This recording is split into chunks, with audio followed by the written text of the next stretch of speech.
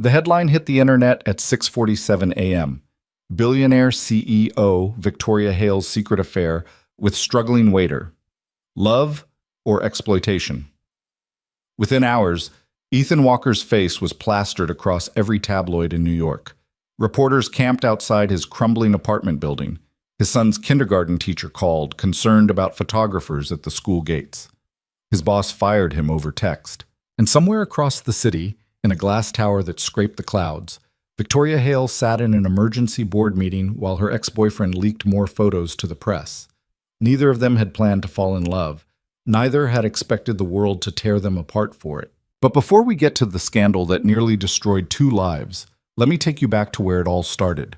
On a freezing February morning when a single father and a billionaire CEO collided in the most unexpected way. Drop a comment below with your city so I can see how far this story reaches, and hit that like button if you believe love can cross any boundary. The alarm clock screamed at 4:30 a.m., shattering the fragile silence of the studio apartment. Ethan Walker's hand shot out from under the thin blanket, slapping the button with practiced precision. For a moment he lay still in the darkness, listening to the rhythm of his son's breathing from the pull-out couch 3 feet away. Noah, 5 years old. The only reason Ethan kept moving. He sat up slowly, careful not to wake the boy, and planted his feet on the cold floor. The radiator hadn't worked properly in 2 months, and the landlord kept promising to send someone. Ethan had stopped asking. He pulled on yesterday's jeans, a thermal shirt with a small hole near the collar, and the hoodie he'd owned since college, back when he'd believed in futures that included things like career paths and savings accounts. The bathroom mirror showed a man who looked older than 32, dark circles under gray eyes. Stubble he didn't have time to shave, hair that needed cutting but wouldn't get it until next month. He splashed cold water on his face and brushed his teeth, then walked the 6 steps back to the main room that served as bedroom, living room, and kitchen. Noah was still asleep, curled under the donated blanket with the superhero pattern, his small hand clutching the stuffed bear that had been a gift from his mother before she left. Before the cancer. Before Ethan's entire world condensed into this 400-square-foot box, and the constant calculation of which bills could wait another week. He made coffee in the machine he'd found at a thrift store, the kind that sputtered and hissed but still worked. While it brewed, he checked his phone. 3 missed calls from the restaurant. The breakfast shift needed someone to cover. He texted back immediately. On my way. Be there by 6. That meant waking Mrs. Chen next door early. Again. The elderly woman watched Noah before school started, refusing payment but accepting whatever groceries Ethan could spare. He hated asking. He asked anyway, because the alternative was leaving a 5-year-old alone, and that wasn't an option his conscience could survive. Ethan poured the coffee into a travel mug with a broken handle, grabbed his jacket from the hook by the door, and knelt beside Noah's couch. Hey, buddy, he whispered, brushing hair from his son's forehead. Daddy has to go to work a little early today. Mrs. Chen's going to come over, okay? Noah stirred, his eyes fluttering open. Is it morning?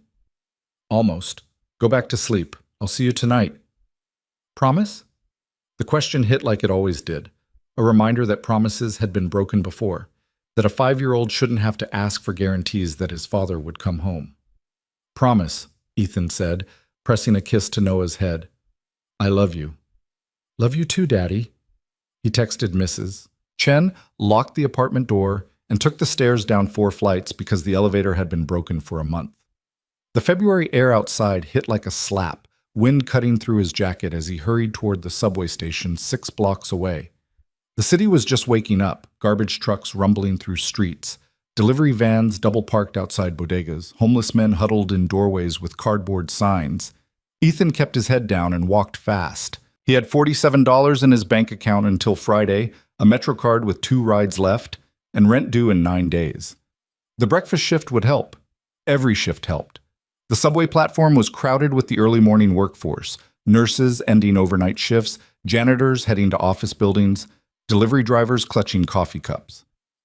Ethan found a spot against the wall and closed his eyes, letting the rumble of approaching trains wash over him.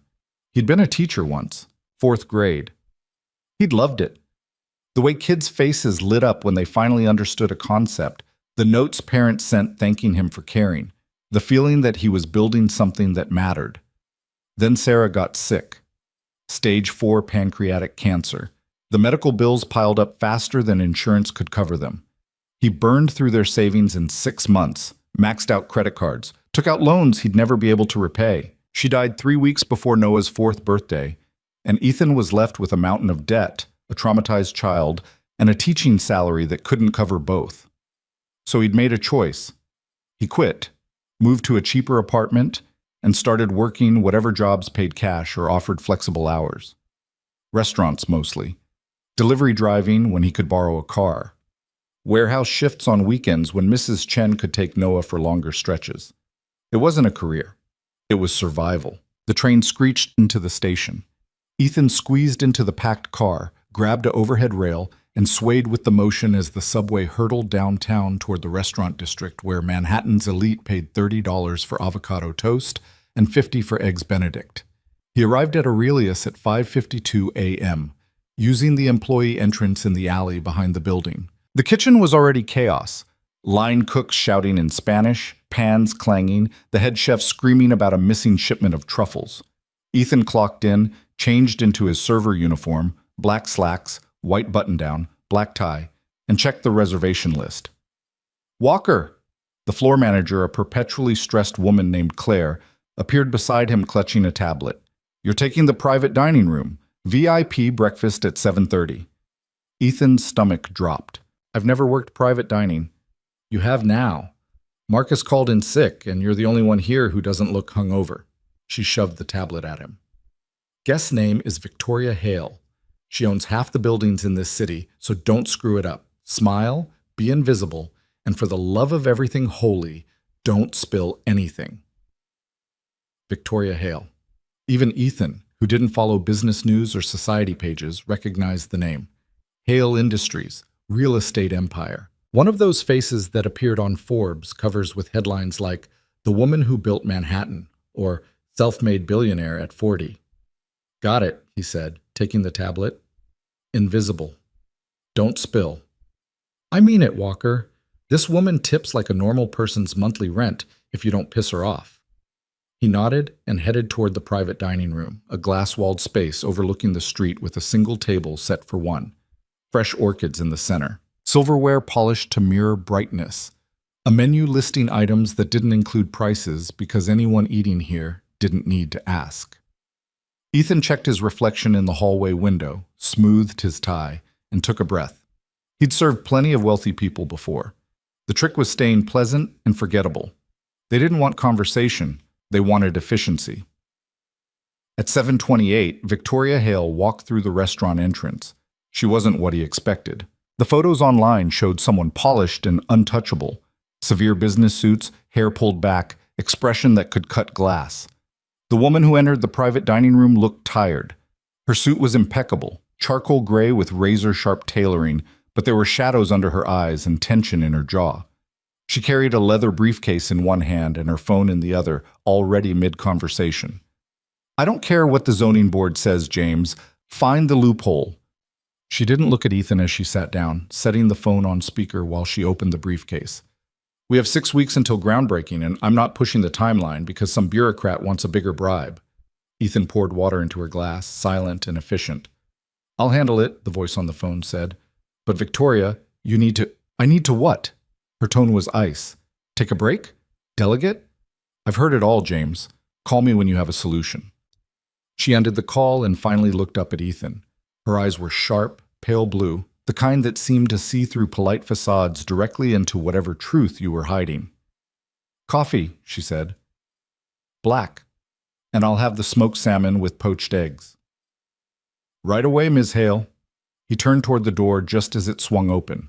A young server, couldn't have been more than 20, stumbled through carrying a tray of water pitchers. She was new, Ethan realized, one of the hires from last week who was still learning the layout. She didn't see the step down into the private dining area. It happened in slow motion. Her foot caught the edge. The tray tilted. Water arced through the air in a crystalline wave, aimed directly at Victoria Hale's back. Ethan moved without thinking. He lunged forward, grabbing the girl's arm and yanking her sideways. The tray clattered to the floor, pitchers shattering across marble tile. Water splashed across Ethan's uniform and onto the edge of Victoria's suit jacket. For 3 seconds, nobody moved. The young server looked like she might cry. Victoria Hale stood slowly, water dripping from her sleeve, and turned around. Her expression was unreadable. "I am so sorry," Ethan said immediately, stepping between Victoria and the girl. "That was completely my fault. I should have been watching the door." "Your fault?" Victoria's eyebrow arched. "You weren't carrying the tray." "I was blocking the path. I apologize for the disruption, Ms. Hale. I'll get you a towel and fresh coffee immediately." He could feel the young server shaking beside him, could hear Claire's heels clicking rapidly across the restaurant floor toward them. This was the part where he'd get fired. He'd been fired from jobs for less. But maybe if he took full responsibility, the kid would keep her position. She looked like she needed it. Victoria studied him for a long moment, her gaze moving from his face to his soaked uniform to the terrified girl half hidden behind him. "What's your name?" she asked. "Ethan Walker." "How long have you worked here, Ethan Walker?" 6 months, ma'am." "And her?" Victoria nodded toward the young server. "This is her 2nd week." Another pause. Then Victoria pulled out her phone and took a photo of the mess on the floor. Ethan's heart sank. She was documenting it. Evidence for the complaint she'd file with management. "Ms. Hale, I'm so terribly sorry." Claire arrived, breathless, already pulling out her own phone to call maintenance. "It was an accident," Victoria said calmly, cutting her off. She looked at Ethan again, something unreadable in her expression. "These things happen. I'd still like my coffee and salmon, please, and someone should clean up this glass before anyone else gets hurt." "Of course, right away." Claire grabbed the young server's arm, pulling her toward the kitchen while hissing threats under her breath. Ethan stood frozen for a second, not quite believing what had just happened. Victoria Hale had sat back down and was typing on her phone as if nothing had occurred. No screaming, no demands to speak with the owner, no firing. "Your coffee," he managed, remembering why he was still standing there. "Yes?" "Still black." He hurried to the kitchen, changed into a spare shirt one of the line cooks lent him, and returned with fresh coffee and her breakfast. Victoria ate in silence, reading something on her tablet, occasionally making notes with a stylus. Ethan refilled her water once, brought extra lemon when she requested it, and otherwise stayed invisible. When she finished, she closed the tablet and looked directly at him. "You lied," she said. Ethan's throat tightened. "Ma'am? You weren't blocking any path. That girl tripped on her own. But you claimed responsibility anyway." Victoria's expression didn't change, but something in her eyes shifted. Curiosity, maybe. Why? He could have deflected, could have insisted it was true, maintained the lie. But something about the way she asked, direct, genuinely wanting to know, made him answer honestly. "She's new. Probably needs this job. I figured I had a better chance of surviving the complaint than she did." "So you threw yourself in front of the metaphorical bus." "Something like that." Victoria picked up her coffee cup, took a slow sip, and set it down with deliberate precision. "That's either incredibly noble or incredibly stupid." "Probably both," Ethan admitted. For the first time since she'd walked into the restaurant, Victoria Hale smiled. It was small, barely a curve at the corner of her mouth, but it was real. "I'll be back next Thursday," she said, standing and collecting her briefcase. "Same time. I'd like you as my server again." "Of course, Ms. Hale." She pulled out her wallet, sleek black leather that probably cost more than Ethan's rent, and left $500 bills on the table. Ethan stared at the cash, certain he'd miscounted. "Ms. Hale, You think I made a mistake?" She was already walking toward the door. "I didn't. See you next week, Ethan Walker." She left. Ethan stood alone in the private dining room, looking at $500 in cash, and wondered what the hell had just happened. Over the next month, Victoria Hale became a regular. Every Thursday morning, 7:30 sharp, private dining room. Always alone. Always working through breakfast on her tablet or phone, always requesting Ethan. He learned her patterns. Black coffee first, refilled twice. She preferred the smoked salmon, but occasionally ordered the seasonal frittata. She didn't make small talk. She tipped exactly $500 every visit, no matter what she ordered. The other servers were jealous. Claire stopped giving Ethan the worst shifts. Even the kitchen staff treated him differently once word spread that he'd somehow become the favorite server of one of New York's wealthiest women. But Ethan remained cautious. He didn't understand why Victoria kept requesting him, and he didn't trust good fortune. In his experience, things that seemed too good were usually traps waiting to spring. On the fifth Thursday, Victoria arrived 10 minutes late, which was unusual. Her hair was slightly disheveled, and there was a tightness around her eyes that suggested a headache or worse. "Coffee," she said without preamble, collapsing into the chair. Ethan poured it immediately. "Long morning, Ms. Hale?" "Long year." She rubbed her temples. "Do you ever feel like you're running as fast as you can but still falling behind?" It was the first personal thing she'd ever said to him. Ethan paused, coffee pot still in hand, unsure if she actually wanted an answer. "Every day," he said quietly. Victoria looked up at him, really looked, as if seeing him for the first time. "You have a child, don't you?" He was surprised she knew. "A son, Noah. He's 5. "And you work here, plus other jobs?" "3 others, yeah, when I can get the shifts." The Father of the Year award must be exhausting. Ethan couldn't tell if she was mocking him or not. "It's what you do," he said carefully. "When someone depends on you." Victoria's expression softened almost imperceptibly. "Yes, it is." She returned her attention to her tablet, and Ethan brought her breakfast. But something had shifted. The wall between server and customer had developed a crack. The following Thursday, Victoria arrived with a proposition. "I'm hosting a private dinner tomorrow night," she said as Ethan poured her coffee. 10 guests, business associates. I need additional serving staff, and the regular catering company is short-handed. Are you available? Tomorrow night? Ethan mentally calculated his schedule. He was supposed to work a delivery shift, but if this paid anything close to what she tipped for breakfast, what time? 7 p.m. It'll run until around 11. I'll pay you $1,000 for the evening. Ethan nearly dropped the coffee pot. 1,000, Ms. Hale, that's non-negotiable, she said crisply. You'll be working. I expect professional service. If you're interested, here's the address. She slid a business card across the table. Employee entrance is on the west side of the building. Ask for Martin, my head of household staff. He'll brief you. Ethan picked up the card. The address was in Tribeca, the kind of neighborhood where apartments started at 10 million and went up from there. I'll be there, he said. Good. Victoria returned to her tablet, conversation apparently over.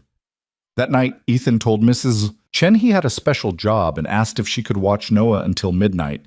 She agreed immediately, refusing the extra money he tried to give her. He spent Friday afternoon at a thrift store, using part of his last paycheck to buy a better pair of dress shoes and a white shirt without frayed cuffs. At 6:45 p.m., he stood outside a glass and steel tower in Tribeca, staring up at the building that seemed to pierce the sky. The employee entrance led to a service elevator operated by a security guard who checked Ethan's ID against a list before letting him proceed. The elevator opened onto the penthouse floor, a private hallway with only one door. Ethan knocked. A man in his 60s answered, impeccably dressed in formal serving attire. Mr. Walker? That's me. Martin, come in, please. We have 20 minutes before guests arrive.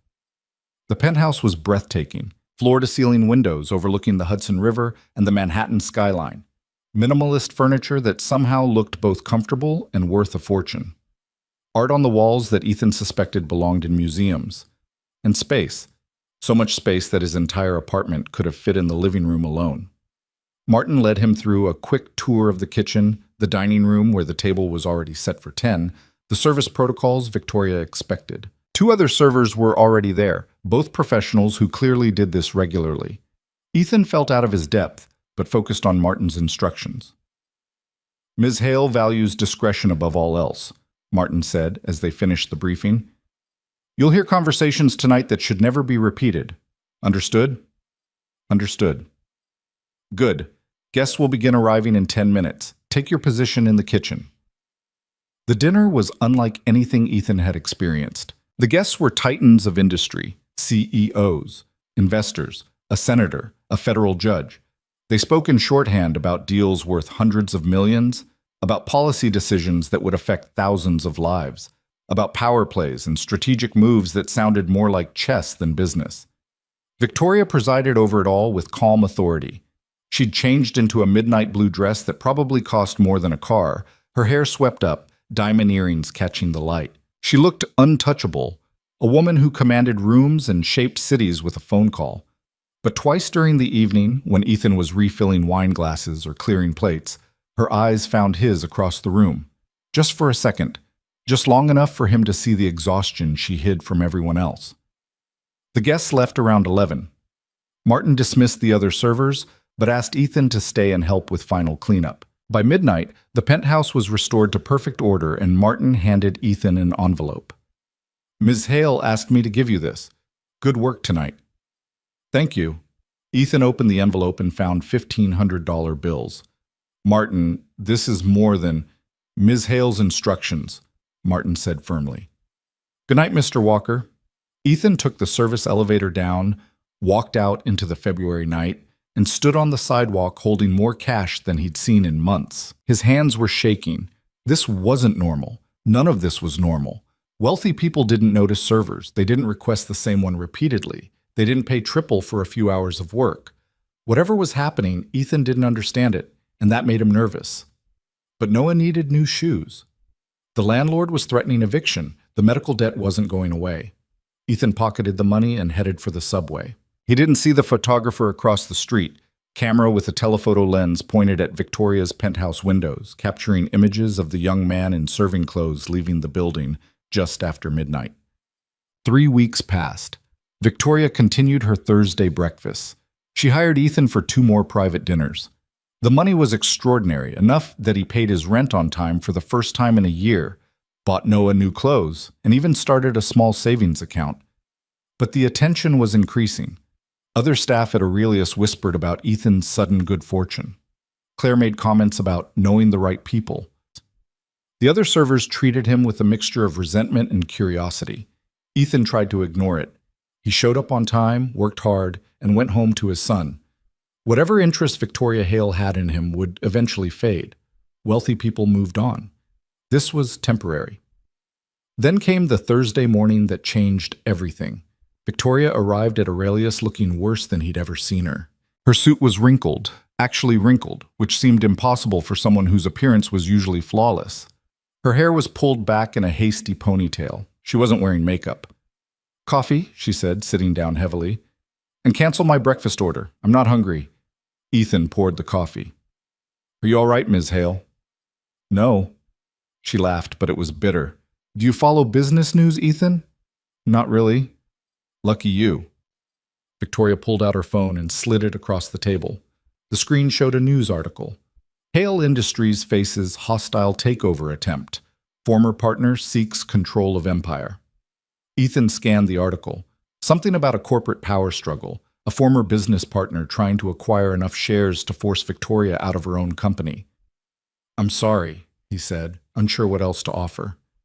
"Don't be. Marcus has been trying to destroy me since we broke up. He's just getting more creative about it." She took a long drink of coffee. 3 years together, and the moment I ended it, he dedicated his life to taking everything I built. "He sounds like a real prize." Victoria actually smiled. "That's one way to put it." She looked at him curiously. "You don't read about me, do you? You don't know anything about my life outside these Thursday mornings." "I try not to make assumptions," Ethan said carefully. "That's refreshing." She leaned back in her chair, studying him. "Everyone else I know wants something. They smile and nod and wait for the right moment to ask for favors or connections or money. But you," she shook her head, "you actually tried to refuse extra payment because it was too much." "No such thing as too much when someone earns it." Victoria's phone buzzed. She glanced at it and sighed. "I have to go. Emergency board meeting." She stood, leaving her usual $500 on the table. Then she paused. "Ethan, can I ask you something personal?" "Sure." "Are you happy?" The question caught him completely off guard. I don't know. I have Noah. That's enough." "But is it what you wanted? This life?" Ethan thought about teaching, about the career he'd loved and lost, about Sarah and the future they'd planned before cancer stole it. about the years of grinding poverty and constant fear. No, he admitted, but it's what I have. Victoria nodded slowly, as if he'd confirmed something she'd suspected. I'll see you next week. She left. Ethan cleared the table and went back to work, unaware that across the street, the same photographer from before was capturing images through the restaurant's windows. Images of Victoria Hale smiling at a server, looking more relaxed than she had in months. By evening, those photos would be uploaded to a cloud server. By morning, they'd be sold to tabloids. And by the end of the week, Ethan Walker's life would explode in ways he couldn't possibly imagine. But in that moment, clearing coffee cups and thinking about Victoria Hale's question, he simply went back to work, counting the hours until he could go home to his son and pretend for a little while longer that the world was still predictable and safe. The scandal broke on a Tuesday morning while Ethan was making Noah breakfast. His phone started buzzing at 6:15 a.m., which was unusual. Text messages from numbers he didn't recognize, missed calls, notifications from social media apps he barely used. He ignored them at first, focused on getting scrambled eggs onto Noah's plate and making sure the boy had clean clothes for school. "Daddy, your phone is loud," Noah said through a mouthful of toast. "I know, buddy. Eat your breakfast." Ethan picked up the phone, intending to silence it, and saw 17 missed calls. 23 text messages. His Instagram had exploded with follow requests and comments. Something cold settled in his stomach. He opened the first text message. It was from someone he'd worked with at his delivery job. "Dude, is this really you?" With a link attached. Ethan clicked it. The webpage loaded slowly on his cracked screen, and then he was staring at his own face. A photo of him leaving Victoria's building after one of the private dinners, the headline above it reading, "Mystery Man leaving billionaire Victoria Hale's penthouse." After midnight, secret romance or something more sinister? His hands went numb. He scrolled down. There were more photos. Him pouring coffee at Aurelius. Victoria smiling at him across the table. Another shot of them through the restaurant window, her leaning forward as if they were sharing secrets. The article was full of speculation and innuendo, questioning who he was, suggesting everything from a secret affair to some kind of exploitation scheme. Sources close to Hale Industries confirmed that the unidentified man has been seen regularly at Ms. Hale's private residence and has been receiving substantial financial compensation for reasons that remain unclear, the article stated. The nature of their relationship has raised eyebrows among Manhattan's elite, with some suggesting that the billionaire CEO may be the victim of manipulation by someone seeking to access her considerable fortune. Ethan's vision blurred. This couldn't be happening. This wasn't real. His phone rang. Claire from Aurelius. "Hello?" His voice came out rough. "Ethan, where are you right now?" Claire sounded frantic. "Home. Why?" "Don't come in today. Actually, don't come in at all. You're suspended pending investigation." "Investigation? Claire, what?" "There are reporters outside the restaurant asking questions about you and Victoria Hale. The owner is losing his mind. Did you really not think this would become a problem?" "I was working," Ethan said, anger cutting through the shock. "I was serving food at private dinners she hired me for. That's it." "Well, it doesn't look like that's it. I have to go. Don't contact anyone from the restaurant until you hear from HR." She hung up.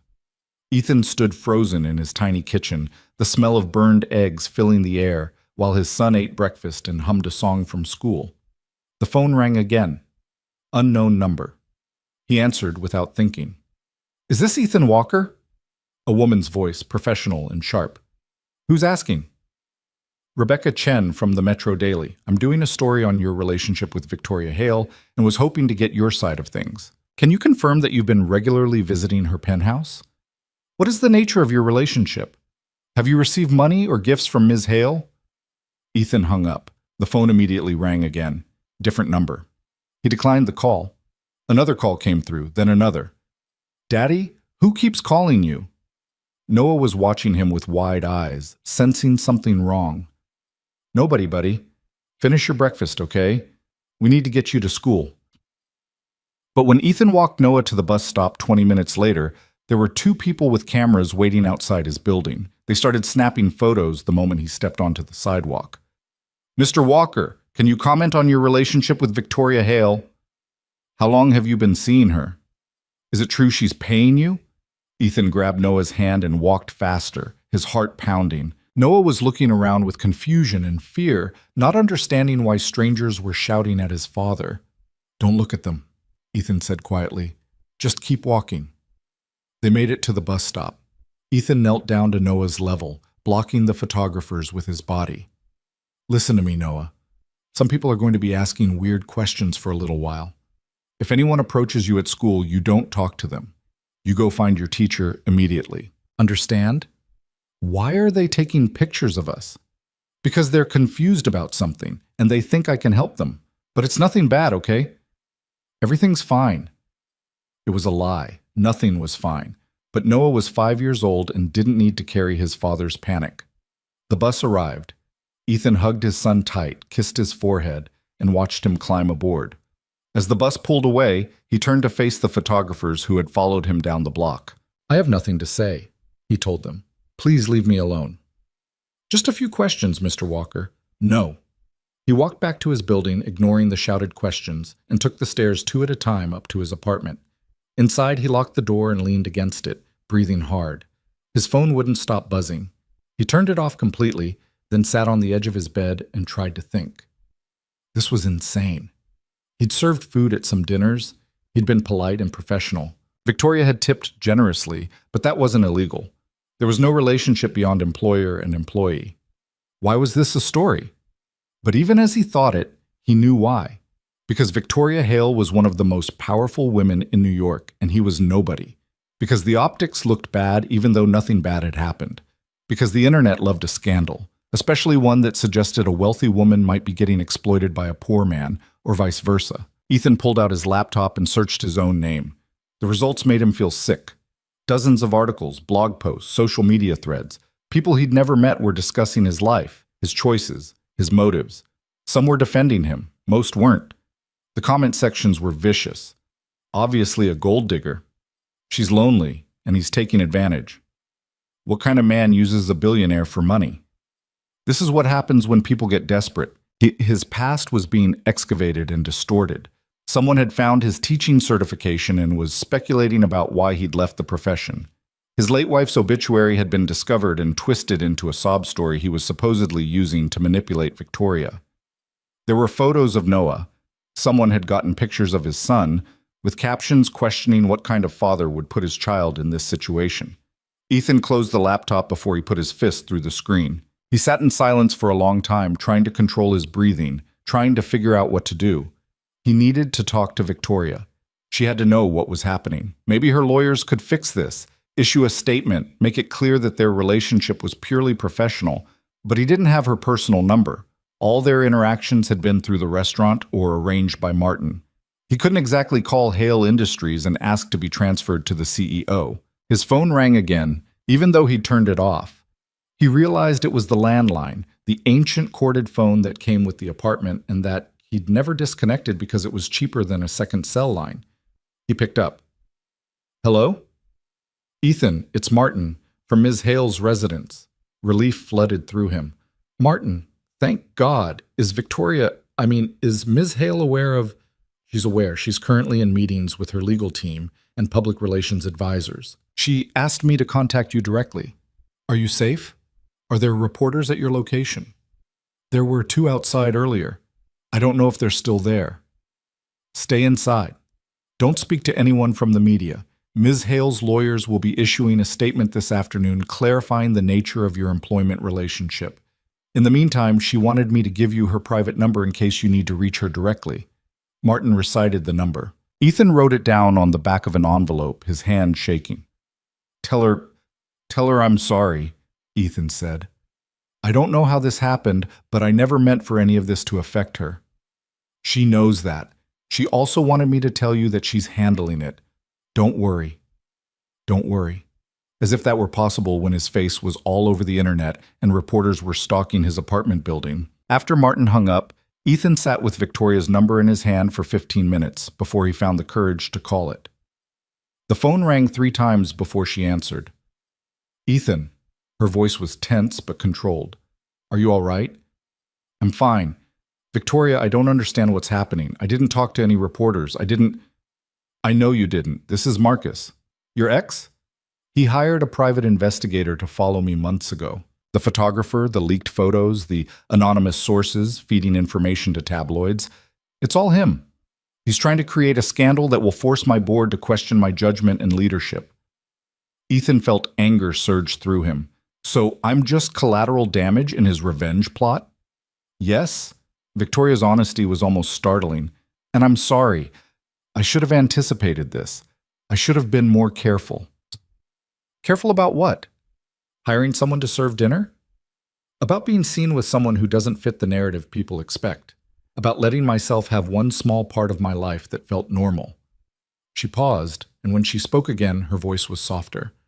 I liked our Thursday mornings, Ethan. You didn't treat me like a walking checkbook or a networking opportunity. You were just real. That's rare in my world. Something in his chest tightened. I was just doing my job. No, you weren't. You were being kind. There's a difference. For a moment, neither of them spoke. Ethan could hear voices in the background on her end, other people waiting for her attention, decisions that needed making. My lawyers are preparing a statement, Victoria said. It will make clear that you were hired as private event staff on several occasions and that there is no romantic or inappropriate relationship between us. That should calm things down. Will it? Honestly, I don't know. The internet has already decided what it wants to believe. She sighed. I'm going to have my security team keep an eye on your building. If the press presence gets worse, let me know immediately. Victoria, you don't have to.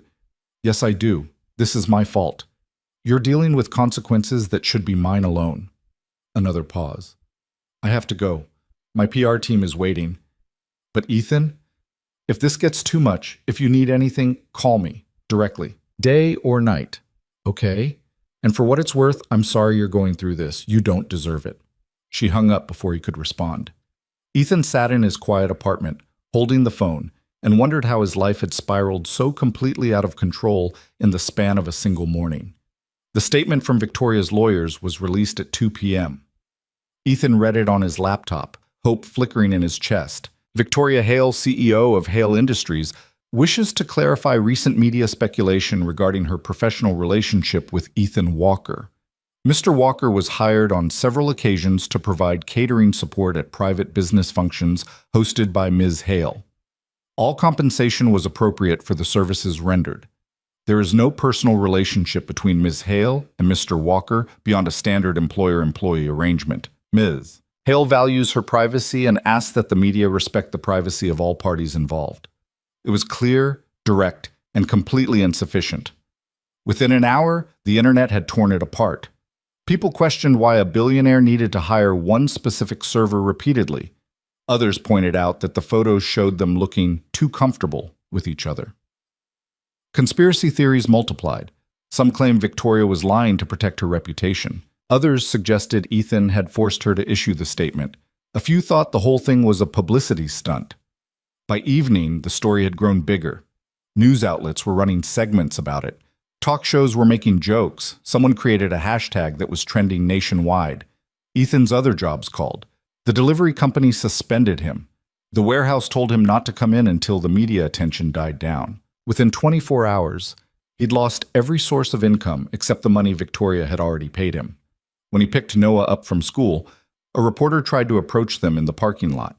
Ethan grabbed his son and practically ran to Mrs. Chen's apartment, where he'd arranged for Noah to stay until the crowd outside their building dispersed.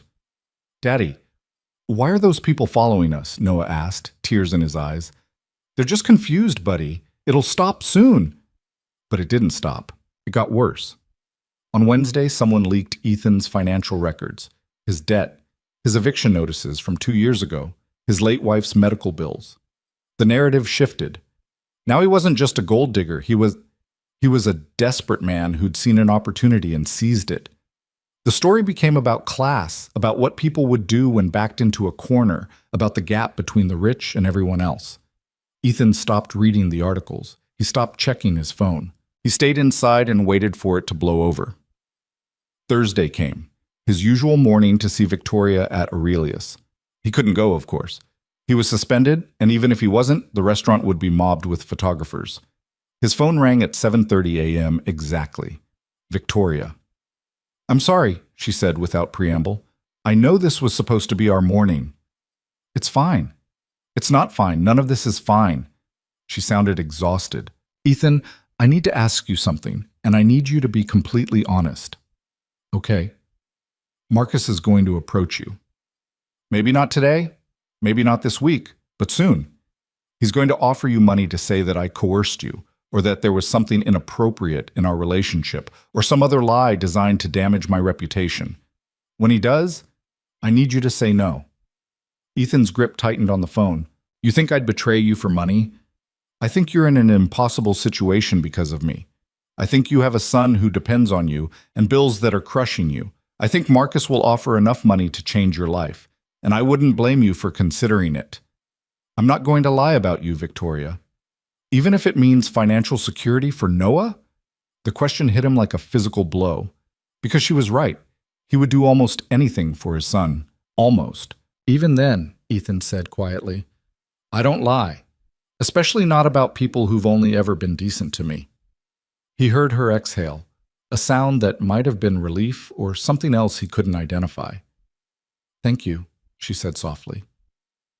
They talked for a few more minutes about nothing important, how Noah was handling things, whether the reporters were still outside Ethan's building, the weather. It felt strange, talking to a billionaire CEO about mundane details like they were friends instead of two people caught in a media firestorm. When they hung up, Ethan felt more settled. Whatever was happening, at least he and Victoria understood each other. Marcus Renton made contact 3 days later. Ethan was taking out the trash, moving quickly to avoid the single photographer who'd maintained a vigil outside his building. A black town car pulled up to the curb, and a man in an expensive suit stepped out. "Ethan Walker?" Ethan recognized him from internet searches he'd done after Victoria mentioned his name. Marcus Renton, 45, heir to a pharmaceutical fortune, former CFO of Hale Industries before Victoria pushed him out for reasons that were still disputed in business circles. "I have nothing to say to you," Ethan said, turning back toward his building. "I'm not a reporter. I'm someone who wants to help you." "I don't need help from you." "Don't you?" Marcus fell into step beside him, his tone conversational. "You've lost your jobs, your name is mud on the internet, you're drowning in debt, and you have a young son who's going to suffer because his father was in the wrong place at the wrong time. I can fix all of that." Ethan stopped walking. "How?" Marcus smiled. It was the kind of smile that didn't reach his eyes, the kind that made Ethan think of predators sizing up prey. "Tell the truth about Victoria. About how she used her wealth and position to take advantage of you. How she made you uncomfortable, but you needed the money so you couldn't say no. How she manipulated a struggling single father for her own gratification." Disgust rolled through Ethan's stomach. "That's not what happened." "Does it matter? The public is already halfway to believing it. You give one interview, just one, confirming their suspicions, and I'll make sure you never have to worry about money again. $1 million, Ethan. Cash. Enough to pay off your debt, get a bigger apartment, set up a college fund for your son. All you have to do is tell people what they already want to hear." $1 million. The number echoed in Ethan's head. He thought about Noah's shoes with holes in them, about the medical bills that would follow him for years, about the teaching career he'd loved and lost. He thought about what security would feel like, what it would mean to stop running on the edge of survival every single day. Then he thought about Victoria's face across a breakfast table, asking if he was happy. About her trusting him with her private number. About the way she'd defended him when the water spilled, when she could have just let him get fired. "No," Ethan said. Marcus's smile didn't waver. "You should think about it. Talk to your son. Ask yourself if your pride is worth his future." I said no. Don't contact me again. Ethan walked into his building and didn't look back. His hands were shaking, but his conscience was clear. He called Victoria that night and told her what had happened. "He offered you $1 million?" She sounded stunned. "Yeah." "And you turned him down?" "Of course I did. Victoria, I'm not going to help him destroy you just because my life is hard right now. That's not who I am." There was a long silence on the other end of the line. When Victoria spoke again, her voice was thick with something Ethan couldn't quite identify. "Thank you," she said. I mean that. Thank you. You don't have to thank me for basic decency. Yes, I do. Because it's rarer than you think. After they hung up, Ethan sat in the dark and wondered if he'd just made the biggest mistake of his life. $1 million could have changed everything. But it would have cost him the one thing he'd managed to hold on to through years of poverty and loss, his integrity. He hoped it would be enough. He hoped Noah would understand someday. The media storm continued for another week. More articles, more speculation, more harassment. Someone published Ethan's home address online, and he had to call the police when strangers started showing up at his door. Noah's school called to report that a woman claiming to be a family friend had tried to check him out early, but the teachers had stopped her because she wasn't on the authorized list. Ethan was terrified. He barely slept. He kept Noah home from school for 3 days because he didn't trust that his son would be safe. Victoria's security team increased their presence. They posted guards outside Ethan's building, screened visitors, and made sure Noah got to and from Mrs. Chen's apartment safely. Victoria called every day, sometimes just to check in, sometimes to update him on her legal battles with Marcus. He's filing motions to access company records, claiming I've been misusing corporate funds, she told Ethan one night. He's trying to tie you to some kind of embezzlement scheme. That's insane. It's strategic. If he can make the board believe I've been inappropriate with company resources, they might vote to remove me as CEO. This was never really about you, Ethan. You're just the weapon he's using against me. I'm sorry. Stop apologizing. You didn't do anything wrong. But it didn't feel that way. It felt like Ethan's mere existence had become a liability, a crack that Marcus was exploiting to tear down everything Victoria had built. 2 weeks after the scandal broke, Aurelius officially terminated Ethan's employment. The email was brief and impersonal, citing conduct unbecoming of restaurant standards and bringing unwanted attention to the establishment. There was no severance, no acknowledgement of the 6 months he'd worked there without a single complaint. Ethan read the email twice, then deleted it. He was down to zero income now, living off the money Victoria had paid him and watching it disappear toward rent and food and keeping Noah safe. He started looking for new jobs, but every application was rejected within hours. His name was too recognizable now. No one wanted the controversy. On a Saturday morning 3 weeks into the nightmare, Ethan's landlord knocked on his door. I need you out by the end of the month, the man said without preamble. What? Why? You're violating the lease, the press attention, the security guards, the disruption to other tenants. It's not what I signed up for. I'm paid through next month. You can't just evict me. Read your lease. There's a clause about conduct that disturbs the peaceful enjoyment of the building. You're in violation. I want you out, or I'm starting formal eviction proceedings. The door closed. Ethan stood in his apartment, the place he'd fought so hard to keep, the small space that had been home to him and Noah for 2 years, and felt the last bit of solid ground beneath him crumble. He called Victoria. It was 9 a.m. on a Saturday, but she answered on the second ring. Ethan, what's wrong? I'm being evicted. My landlord says I'm violating the lease because of all the media attention. That's illegal. You can fight it. With what money? With what time? His voice cracked. Victoria, I can't do this anymore. I have no job, no prospects, and in 3 weeks I'm going to be homeless with a 5-year-old. Maybe I should have taken Marcus's money. Maybe I should have... Don't. Her voice was sharp, cutting through his spiral.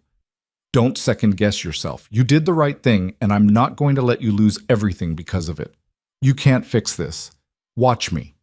She hung up. Ethan sat on his bed, head in his hands, and tried to remember the last time he'd felt like he had any control over his own life. 2 hours later, Martin called.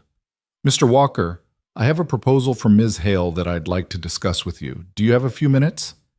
Ethan's first instinct was to say no, that he'd already taken too much from Victoria and didn't want to owe her anything else. But he was desperate, and desperation made people listen to proposals they'd otherwise refuse. I'm listening, he said. Ms. Hale owns several properties throughout the city. One of them is a 2-bedroom apartment in Brooklyn, currently vacant. She would like to offer it to you and your son at no cost until this situation resolves itself.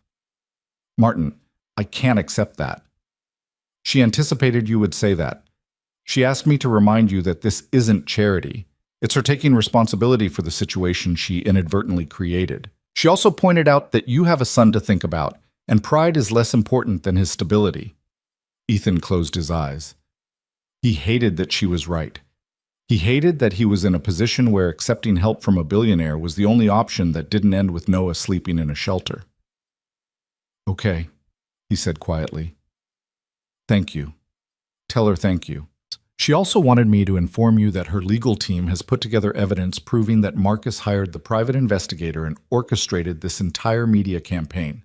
They're preparing to file a lawsuit against him for harassment and defamation. The evidence includes communication records, payment receipts, and testimony from the photographer he hired. It should be enough to stop him and clear your name." For the first time in weeks, Ethan felt something like hope. "When?" he asked. "They're filing on Monday. By Tuesday, the narrative should start to shift. But Mr. Walker, I should warn you, this will get worse before it gets better. Marcus will retaliate, and you'll be caught in the crossfire." "I'm already caught in the crossfire." "True enough. I'll send you the address and keys for the apartment. You can move in whenever you're ready." Ethan moved out of his old apartment the following weekend with Mrs. Chen's help and the assistance of 2 off-duty security guards Victoria had sent. The new place was in a quiet Brooklyn neighborhood with actual space and working heat and windows that didn't leak cold air. Noah loved it immediately, running from room to room and claiming the smaller bedroom as his own. "This is so much bigger, Daddy!" he shouted, jumping on the bed that had been left furnished. Ethan stood in the living room and felt the weight of obligation settle on his shoulders. He owed Victoria now. Maybe not officially, maybe not in any way she'd ever collect on, but the debt was there nonetheless. He called her that night after Noah was asleep. "Thank you for the apartment," he said. "I don't know how I'll ever repay you." "You already did. You could have sold me out to Marcus and set yourself up for life. Instead, you protected me even when it cost you everything. That's not something I'll forget." "I just did what anyone would do." "No, Ethan, you did what you would do. Most people would have taken the money." They talked until midnight about nothing in particular. Noah's excitement about his new room, the documentary Victoria had watched, the small moments of normalcy they were both craving. It felt easy, natural, like they'd known each other for years instead of months. When they finally said goodnight, Ethan lay in bed in his new apartment and realized that somewhere in the chaos and fear and constant pressure, something had changed. Victoria wasn't just the wealthy woman who'd tipped well or the CEO caught in a scandal. She was someone he cared about, someone who'd shown him more loyalty in a crisis than most people would show in a lifetime. He didn't know what that meant or where it could possibly go, but for the first time since the scandal broke, he felt like maybe they'd both survive this intact. On Monday morning, Victoria's lawyers filed their lawsuit against Marcus Renton. The evidence was damning: emails discussing the surveillance plan, payment records to the photographer, messages coordinating the leak of Ethan's financial information. By Monday afternoon, the story had shifted. The headlines now focused on Marcus's revenge scheme and the calculated destruction of 2 innocent people's reputations. Ethan watched the news coverage with a mixture of relief and exhaustion. His name was being cleared, but the damage was already done. The internet never fully forgets, and his face would always be associated with scandal in the minds of anyone who'd followed the story. But Noah was safe. They had a home, and Victoria had stood by him when she could have just as easily thrown him to the wolves to protect herself. That had to be enough. The apologies started arriving within 48 hours of the lawsuit filing. First came the restaurant industry blog that had published a scathing piece about Ethan being a social climber using tragic circumstances for financial gain. Their retraction was buried on page 7 of their website, barely 2 paragraphs acknowledging they'd relied on unverified sources. The Metro Daily, which had run 3 separate articles questioning his motives, issued a formal apology and removed the stories from their site entirely. One by one, the outlets that had built careers on his destruction were quietly backing away, editing headlines, deleting tweets, pretending they'd never participated in the feeding frenzy. But the damage lingered like smoke after a fire. Ethan could still find his name attached to conspiracy theories on obscure forums. Old articles remained cached in search results.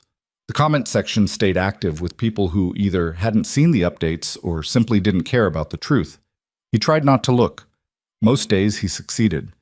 The new apartment in Brooklyn became a sanctuary. Noah adjusted quickly, making friends with kids in the building and starting at a new school where nobody recognized his father's face from tabloid photos. Ethan spent his days job hunting and his evenings reading to his son, trying to rebuild some semblance of normal life from the wreckage. Victoria called every few days, usually in the evenings after Noah was asleep. Their conversations had shifted from crisis management to something more personal. She told him about board meetings that left her drained, about her childhood in Philadelphia before her father's real estate company collapsed, and taught her that wealth could vanish as quickly as it appeared. He told her about teaching, about the students whose faces he still remembered, about Sarah and the year they spent fighting cancer together. "Do you miss it?" Victoria asked one night. Teaching? Ethan was sitting on the small balcony off the living room, watching lights flicker across Brooklyn's skyline. "Every day. I loved those kids. I loved watching them figure out that they were smarter than they thought, that learning could be exciting instead of just another thing adults forced them to do." "Why don't you go back?" "Because I can't afford to. Teacher salary with my debt load? We'd be back where we started in 6 months." He paused, surprised by his own honesty. "And because I'm not sure I trust good things anymore. I had something I loved, and it got taken away. Part of me thinks if I reach for it again, I'll just lose it twice. That's fear talking, not logic. Maybe, but fear pays attention to patterns." Victoria was quiet for a moment. When she spoke, her voice was softer. "I understand that more than you know. After Marcus, I told myself I'd never let anyone close again. Relationships were just vulnerabilities waiting to be exploited. Easier to stay alone and focused on work than risk someone using my feelings against me." "Sounds lonely." "It was. It is." She exhaled slowly, but then some reckless server threw himself between me and a water pitcher, and I started wondering if maybe I'd been wrong about people. Ethan's chest tightened. "Victoria, I'm not asking for anything," she said quickly. "I'm just saying that fear might be protecting you from getting hurt again, but it's also keeping you from having the life you actually want. And I think you deserve better than that." After they hung up, Ethan sat on the balcony for another hour, thinking about choices and consequences and the strange path that had led a struggling single father and a billionaire CEO to become something that looked increasingly like friends. The lawsuit against Marcus moved forward with mechanical efficiency. Victoria's legal team had built an airtight case, and Marcus's lawyers were scrambling to find any angle for defense. Discovery revealed even more damaging evidence. Texts between Marcus and a business journalist he'd been feeding stories to, emails outlining his plan to use Ethan as a weapon to destabilize Victoria's position at Hale Industries, payment records showing he'd spent over $200,000 orchestrating the scandal. But Marcus wasn't going down quietly. His countermove came on a Wednesday afternoon, delivered through a press conference that every major news outlet covered live. Ethan was at a job interview, his first real prospect in weeks, a position at a charter school in Queens that was willing to overlook his recent notoriety, when his phone started exploding with notifications. He silenced it and tried to focus on the principal asking about his teaching philosophy, but the buzzing was relentless. The interview ended badly. He could see it in the principal's eyes, the way she'd gone from interested to cautious the moment she'd glanced at her own phone. By the time Ethan left the building, Marcus's press conference was the top trending topic in the country. He watched it on his phone while sitting in his car, dread building with every passing second. Marcus stood behind a podium flanked by his lawyers, looking appropriately wounded and sincere. "I want to address the recent allegations made against me by Victoria Hale and her legal team," he began. "The truth is, I've been trying to protect someone who couldn't protect himself. When I learned that Ms. Hale was engaging in what appeared to be an inappropriate relationship with a man in desperate financial circumstances, I felt obligated to investigate. What I discovered disturbed me deeply." Ethan's hands clenched around his phone. "Ethan Walker is a good man, caught in an impossible situation," Marcus continued. "A widower raising a young son alone, drowning in medical debt, struggling to keep a roof over their heads. When someone like Victoria Hale, a woman with unlimited resources and power, takes an interest in someone that vulnerable, it creates a dangerous imbalance. I'm not saying Ms. Hale set out to exploit Mr. Walker. I'm saying that the power differential made genuine consent impossible." The performance was masterful. Marcus positioned himself as a concerned citizen protecting the vulnerable, while simultaneously painting Victoria as a predator and Ethan as a victim too weak to recognize his own exploitation. The fact that none of it was true didn't matter. It was a narrative that fit perfectly into existing conversations about power, consent, and the responsibilities of the wealthy. I stand by my actions, Marcus concluded. If attempting to protect someone makes me guilty of harassment, then I'll wear that label proudly.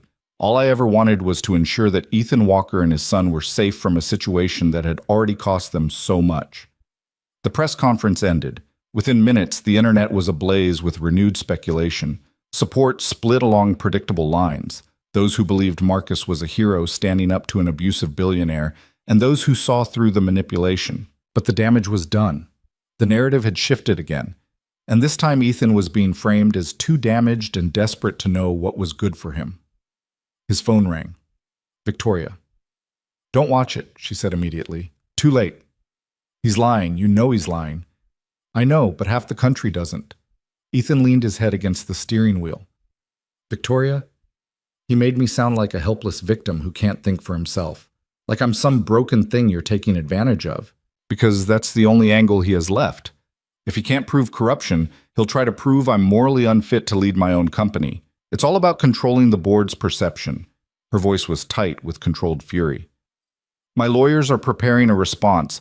We'll release the full documentation tomorrow. Every contract, every payment record, every communication that proves this was a straightforward employment relationship." "And what about what it's become?" The question escaped before Ethan could stop it. Silence stretched between them. "What do you mean?" Victoria asked carefully. "I mean the employment relationship ended the day Aurelius fired me, but we still talk every night. You got me this apartment. You call to check if Noah's okay. That's not employer and employee anymore, Victoria. That's something else, and Marcus knows it, even if we haven't said it out loud." More silence. Ethan could hear his own heartbeat in the quiet. "You're right," Victoria said finally. "It is something else. And I don't know what to call it or how to define it, but I know I'm not going to let Marcus Renton tell me I'm not allowed to care about someone just because they don't fit the profile of people I'm supposed to associate with." "Even if caring about me destroys your company?" "Even then, though I'm hoping it won't come to that." They stayed on the phone for another 20 minutes, not talking about Marcus or lawsuits or public perception, just existing in the same space even though they were separated by miles of city. When they finally hung up, Ethan sat in his car and wondered when exactly he'd fallen for her and whether she'd done the same. The next morning, Victoria's legal team released their counter-documentation, contracts showing standard rates for private event catering, payment records proving every dollar Ethan received was justified by work performed, testimony from Martin and other staff confirming Ethan's professionalism and the purely business nature of their initial relationship. It was comprehensive, detailed, and completely insufficient to combat the emotional narrative Marcus had constructed, because facts didn't matter when feelings were involved. People had already decided what they wanted to believe, and no amount of evidence would change minds that were made up. The Hale Industries Board called an emergency meeting for the following Monday. Victoria was required to attend and defend herself against allegations of conduct unbecoming of a CEO. The meeting would determine whether she retained control of the company she'd built from the ground up, or whether Marcus's campaign would succeed in tearing everything away from her. She called Ethan on Sunday night, the evening before the meeting. "How are you feeling?" he asked. "Honestly, terrified. I faced hostile takeovers, market crashes, recessions that destroyed stronger companies than mine. But this is different. This isn't about business strategy or market conditions. This is about whether 12 people believe I'm morally fit to lead, based on a personal relationship that shouldn't be any of their business. Do you think they'll vote against you?" I think Marcus has spent months cultivating relationships with board members who were already skeptical of my leadership style. I think he's very good at making people doubt themselves. And I think tomorrow I'll find out whether a decade of success is enough to outweigh 3 weeks of scandal. Ethan wished he could be there with her. Wished he could stand beside her and tell the board that Victoria Hale was the most principled person he'd ever met, that she'd protected him when it would have been easier to cut him loose, that everything Marcus claimed was a calculated lie designed to steal what he couldn't earn legitimately. But his presence would only make things worse. He was the evidence of her supposed moral failure, the weakness Marcus was exploiting. The best thing Ethan could do for Victoria was stay away and let her fight this battle without the additional burden of defending her relationship with him. "You're going to be okay," he said, trying to sound more confident than he felt. "You're brilliant and strong, and you've weathered worse than this." Have I? Victoria's laugh was hollow. I'm not sure I have. You have. You survived Marcus the first time. You built an empire from nothing. You've handled every crisis with grace and intelligence. Tomorrow's just another challenge. Ethan? Yeah? Thank you for everything. For being honest when lying would have been profitable. For not hating me even though knowing me has cost you everything. For being exactly who you are instead of who people expect you to be. Same to you, Ethan said quietly. They talked until after midnight, neither wanting to hang up, both knowing that tomorrow would determine whether they'd have any kind of future together or whether Marcus would finally succeed in tearing their lives apart. Monday morning arrived cold and gray, with rain turning Brooklyn's streets into rivers of dirty water. Ethan got Noah to school, then came back to the apartment and tried to work on job applications. He couldn't focus. Every few minutes he checked his phone, waiting for news that didn't come. The board meeting started at 9 a.m. and was scheduled to run until noon. Ethan imagined Victoria sitting in a conference room surrounded by men and women who held her fate in their hands, defending herself against accusations that shouldn't exist. He imagined Marcus there too, watching with satisfaction as his revenge plot reached its climax. At 11:47 a.m., his phone rang. Unknown number. Hello? Mr. Walker, this is Jennifer Park from the New York Times. I'm writing a story about the board meeting happening right now at Hale Industries. Do you have any comment on Victoria Hale's potential removal as CEO? How did you get this number? Public records. Mr. Walker, sources inside the boardroom are saying the vote is leaning against Ms. Hale. As the person at the center of this controversy, do you feel any responsibility for what's happening to her career? Ethan hung up. The phone rang again immediately. A different number. He declined it. Another call. He turned the phone off and sat in the quiet apartment, guilt eating at him like acid. This was his fault. Not because he'd done anything wrong, but because his existence had given Marcus the ammunition he needed. If Ethan had never spilled that water, never caught Victoria's attention, never been anything more than another forgettable server in another forgettable restaurant, she wouldn't be fighting for her company right now. The afternoon dragged on. Ethan picked Noah up from school, made dinner, helped with homework, went through all the motions of normal parenting while his mind stayed locked on a boardroom across the city where Victoria's future was being decided. At 7:15 p.m., someone knocked on his door. Ethan checked the peephole, half expecting reporters. Instead, he saw Victoria standing in the hallway, still in her business suit, her hair falling loose from whatever style she'd worn to the meeting. She looked exhausted, and something else, vulnerable in a way he'd never seen. He opened the door. Victoria, what are you... She stepped forward and kissed him. It wasn't tentative or questioning. It was the kiss of someone who'd spent months fighting feelings and had finally stopped running from them. Ethan froze for half a second in shock, then kissed her back, one hand coming up to cup her face while the other found her waist and pulled her closer. They broke apart after a long moment, both breathing hard. Victoria's eyes were bright with unshed tears. I quit, she said. What? The board was going to vote against me. I could see it in their faces, could hear it in their questions. Marcus had won, so before they could force me out, I resigned as CEO of Hale Industries effective immediately. Ethan stared at her, trying to process what she was saying. You walked away from your company? I walked away from a company that valued Marcus's lies more than a decade of my leadership. I walked away from people who were willing to destroy me because I dared to care about someone they deemed inappropriate. Victoria's voice strengthened. And I walked away because staying would have meant agreeing that what I feel for you is wrong or shameful or something I need to apologize for. I'm not going to do that. Victoria, you can't. You built that company. You can't just give it up because of me. I'm not giving it up because of you. I'm giving it up because they asked me to choose between my integrity and their approval, and I chose myself. She touched his face gently. I chose us. There is no us. We barely know each other outside of crisis management and late-night phone calls. Then let's fix that. Let me take you to dinner. Let me meet Noah properly instead of just asking about him.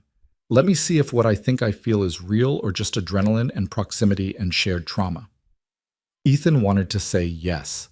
Every part of him wanted to pull her inside and slam the door and pretend the world didn't exist. But the rational part of his brain, the part that had kept him and Noah alive through years of impossible choices, was screaming warnings. "You just lost your company," he said carefully. "You're emotional and angry, and you're making decisions based on that. Tomorrow you're going to wake up and realize you threw away everything you worked for, and you're going to resent me for it." "No, I won't. You don't know that." "Ethan." Victoria's hands were still on his face, forcing him to meet her eyes. "I know what Marcus took from me today, but I also know what I would have lost if I'd stayed and won that vote. I would have lost the ability to look at myself in the mirror. I would have had to stand in front of my company and agree that caring about you was a mistake, that our friendship, or whatever this is, was inappropriate and needed to end. I couldn't do that. I wouldn't." "Daddy, who's at the door?" Noah's voice came from the living room, followed by the sound of small feet running toward them. Victoria stepped back quickly, putting professional distance between them. Ethan turned to see his son standing in the hallway, clutching his stuffed bear and looking at the strange woman with curiosity instead of fear. "Noah, this is Ms. Hale. She's a friend of mine. Victoria, this is my son." Victoria knelt down to Noah's level, her entire demeanor shifting to something warm and approachable. "It's very nice to meet you, Noah. Your dad talks about you all the time." "He does? He told me you're the best reader in your kindergarten class." Noah beamed. "I can read chapter books now. Do you like reading?" "I love reading. What's your favorite book?" They talked about books in school and the stuffed bear Noah had named Captain, and Ethan watched Victoria engage with his son with genuine interest and patience. No condescension, no awkwardness, just a woman talking to a 5-year-old like his opinions mattered. After a few minutes, Ethan sent Noah back to finish his cartoon. Victoria stood up, brushing invisible dust from her skirt. "He's wonderful," she said quietly. "He's everything." "I know. That's why I'm going to leave now and give you time to think." Victoria pulled a card from her purse and handed it to him. "This is the name of a headhunter who specializes in education placement. She owes me a favor. Call her tomorrow and mention my name. She'll help you find a teaching position that actually pays enough to live on." Victoria, "And this," she continued, pulling out another card, "is my new personal email address. Not connected to Hale Industries. Just mine. If you decide you want to explore what this could be, dinner, friendship, whatever feels right, send me a message. If you decide I'm too complicated or it's not worth the risk, I'll understand. But either way, call the headhunter.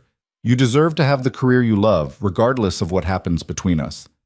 She was halfway to the elevator when Ethan called after her. "Victoria, wait." She turned. "Thank you," he said. "For everything. For fighting Marcus even when it cost you. For protecting me and Noah when you could have just paid us off and moved on. For being someone I can actually believe in." Victoria smiled, and it was real and sad and hopeful all at once. "Thank you for reminding me that not everyone wants something from me. That was a gift I didn't know I needed." The elevator arrived. She stepped inside and Ethan watched until the doors closed and she disappeared from view. He went back into the apartment where Noah was sprawled on the couch watching cartoons.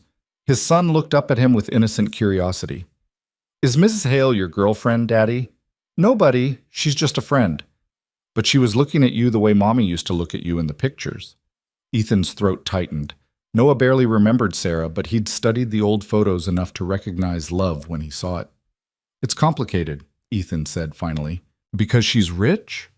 "Because a lot of people think we shouldn't be friends." Noah considered this with the serious expression he got when trying to understand adult problems. "Do you think you shouldn't be friends?"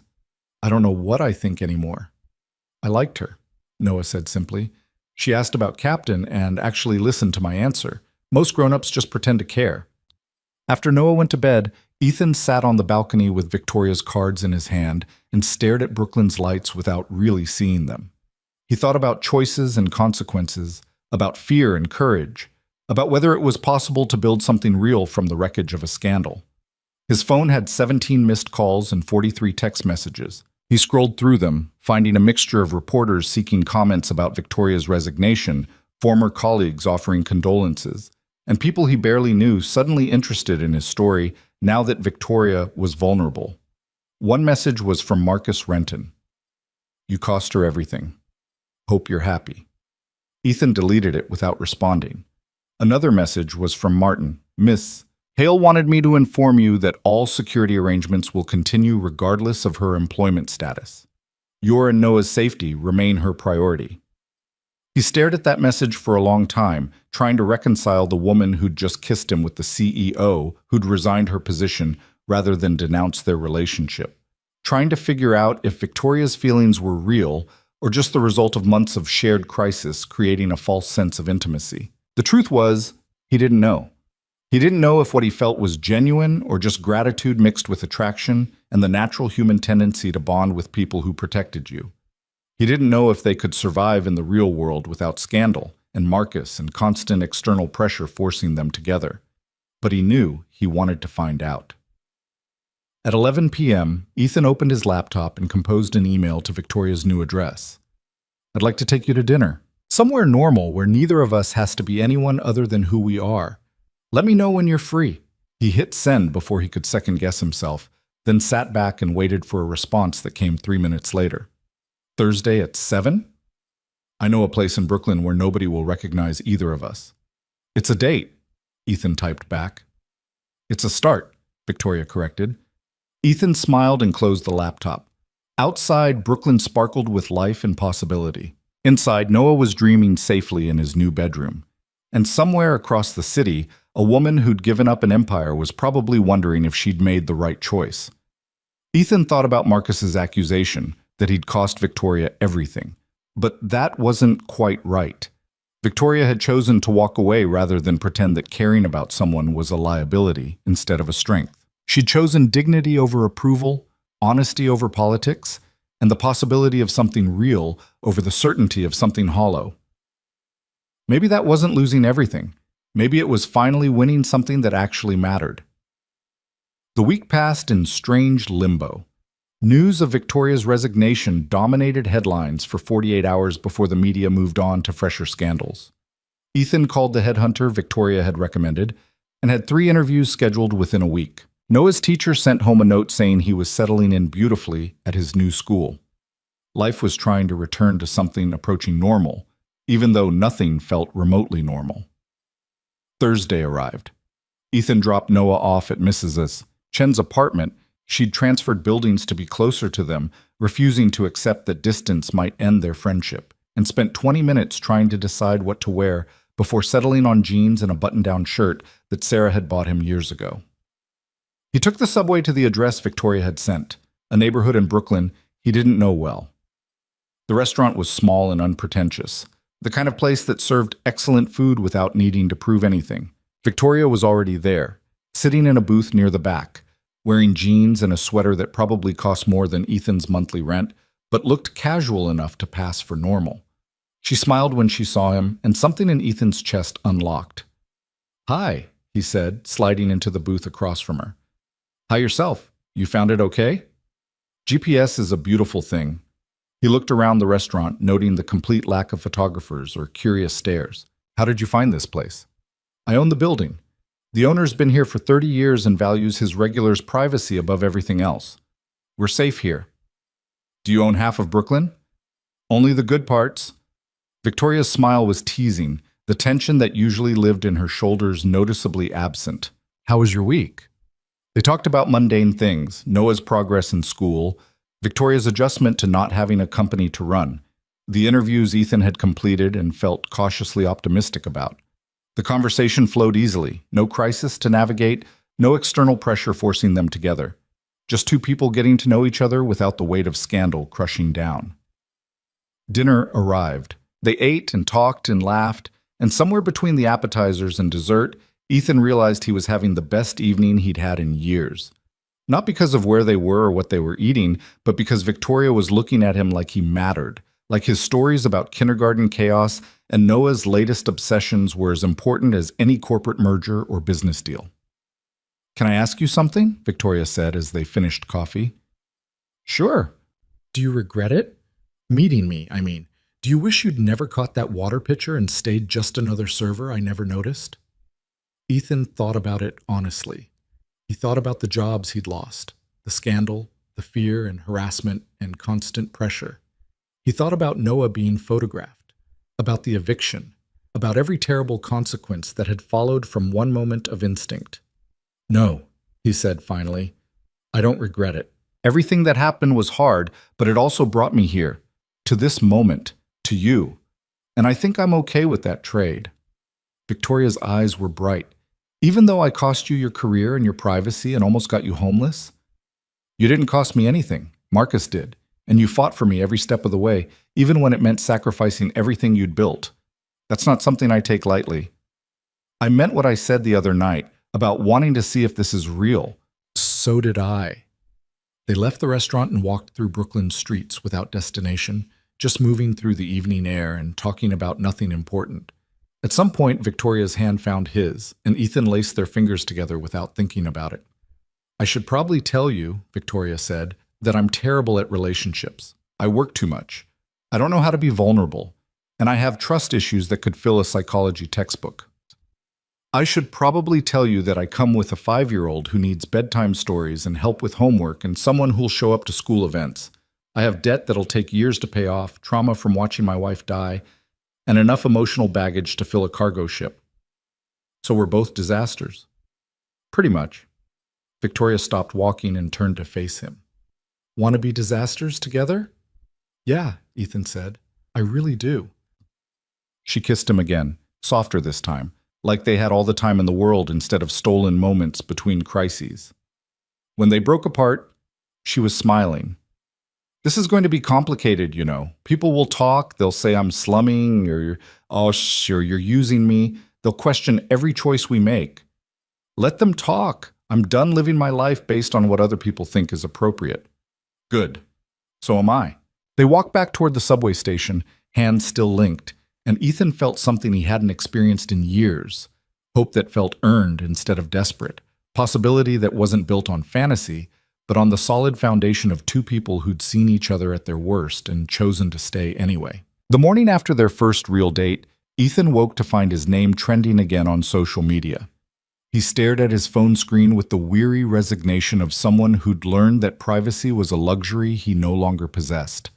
The photos were grainy but unmistakable. Him and Victoria walking through Brooklyn, holding hands, kissing on a street corner under the glow of a streetlight. Someone had recognized them despite the casual clothes and unpretentious neighborhood. Someone always did. The headlines were predictable. Former CEO Victoria Hale moves on with mystery server. Billionaire's new romance, love or rebound?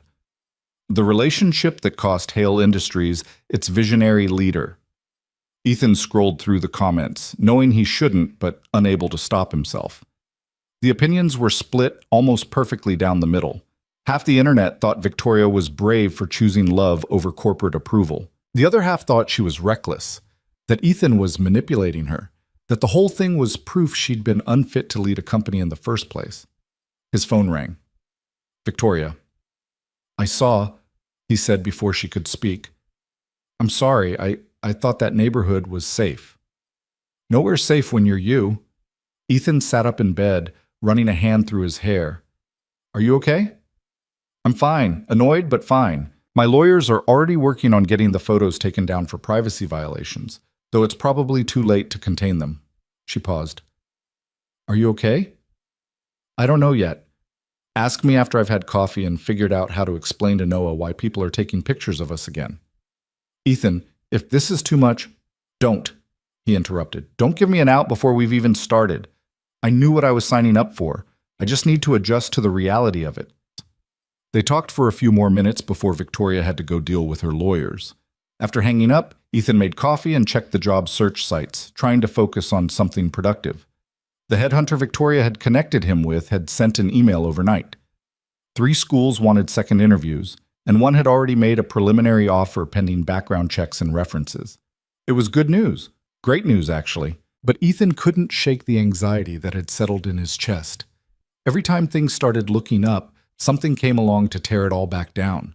He'd learned not to trust stability, not to believe in happy endings, not to assume that good things would last. Noah wandered out of his bedroom at 7:30, still in his pajamas, dragging Captain behind him. "Morning, buddy," Ethan said, pouring milk into a bowl of cereal. "How'd you sleep?" Good. Can Mrs. Azusapapan Hale come over again? Ethan paused mid-pour. You liked her, huh? She's nice, and she knows a lot about books. And she didn't talk to me like I'm a baby. Noah climbed onto a chair at the small kitchen table. Is she your girlfriend now? There was no point in lying. Noah was too smart and too observant, and the photos circulating online would probably make their way to his school eventually. Yeah, she is. How do you feel about that? Noah considered the question seriously while eating cereal. Is she going to live with us? No, at least not anytime soon. We're still figuring things out. But she makes you happy? The question hit Ethan unexpectedly hard. He thought about the previous night, about walking through Brooklyn with Victoria's hand in his, about feeling like maybe the future didn't have to be just survival and damage control. Yeah, he admitted. She does. Then it's okay. Noah returned his attention to breakfast as if the matter was settled. Can I have the tablet after school? The simplicity of children's logic was both beautiful and terrifying. Noah had no concept of the complications, the social barriers, the 1,000 ways this relationship could implode and hurt everyone involved. He just knew his father was happy, and that was enough. Ethan wished he could see the world that clearly. The week unfolded with surprising normalcy despite the renewed media attention. Ethan had his interviews and tried to present himself as a stable, qualified educator despite the tabloid baggage. Victoria dealt with lawyers and severance negotiations with Hale Industries while fending off interview requests from every major news outlet. They texted throughout the day and talked every night, building something that felt increasingly real. On Wednesday, Ethan got the call he'd been hoping for. The charter school in Queens wanted to offer him a position teaching 5th grade, starting the following month.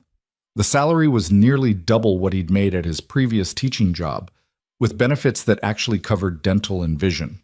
The principal mentioned that she'd spoken with Victoria's headhunter and been impressed by Ethan's references and teaching portfolio. We believe everyone deserves a second chance, the principal said, and frankly, the way you've handled yourself through this difficult situation shows character. We'd be lucky to have you. Ethan accepted on the spot.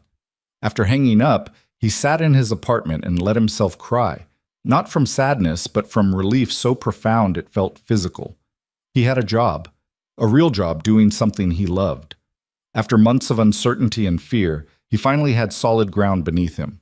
He called Victoria immediately. I got it, he said when she answered. The teaching position, they offered it to me.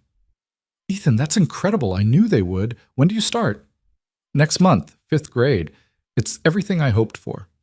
We should celebrate. Dinner tomorrow night? I'll cook. You cook?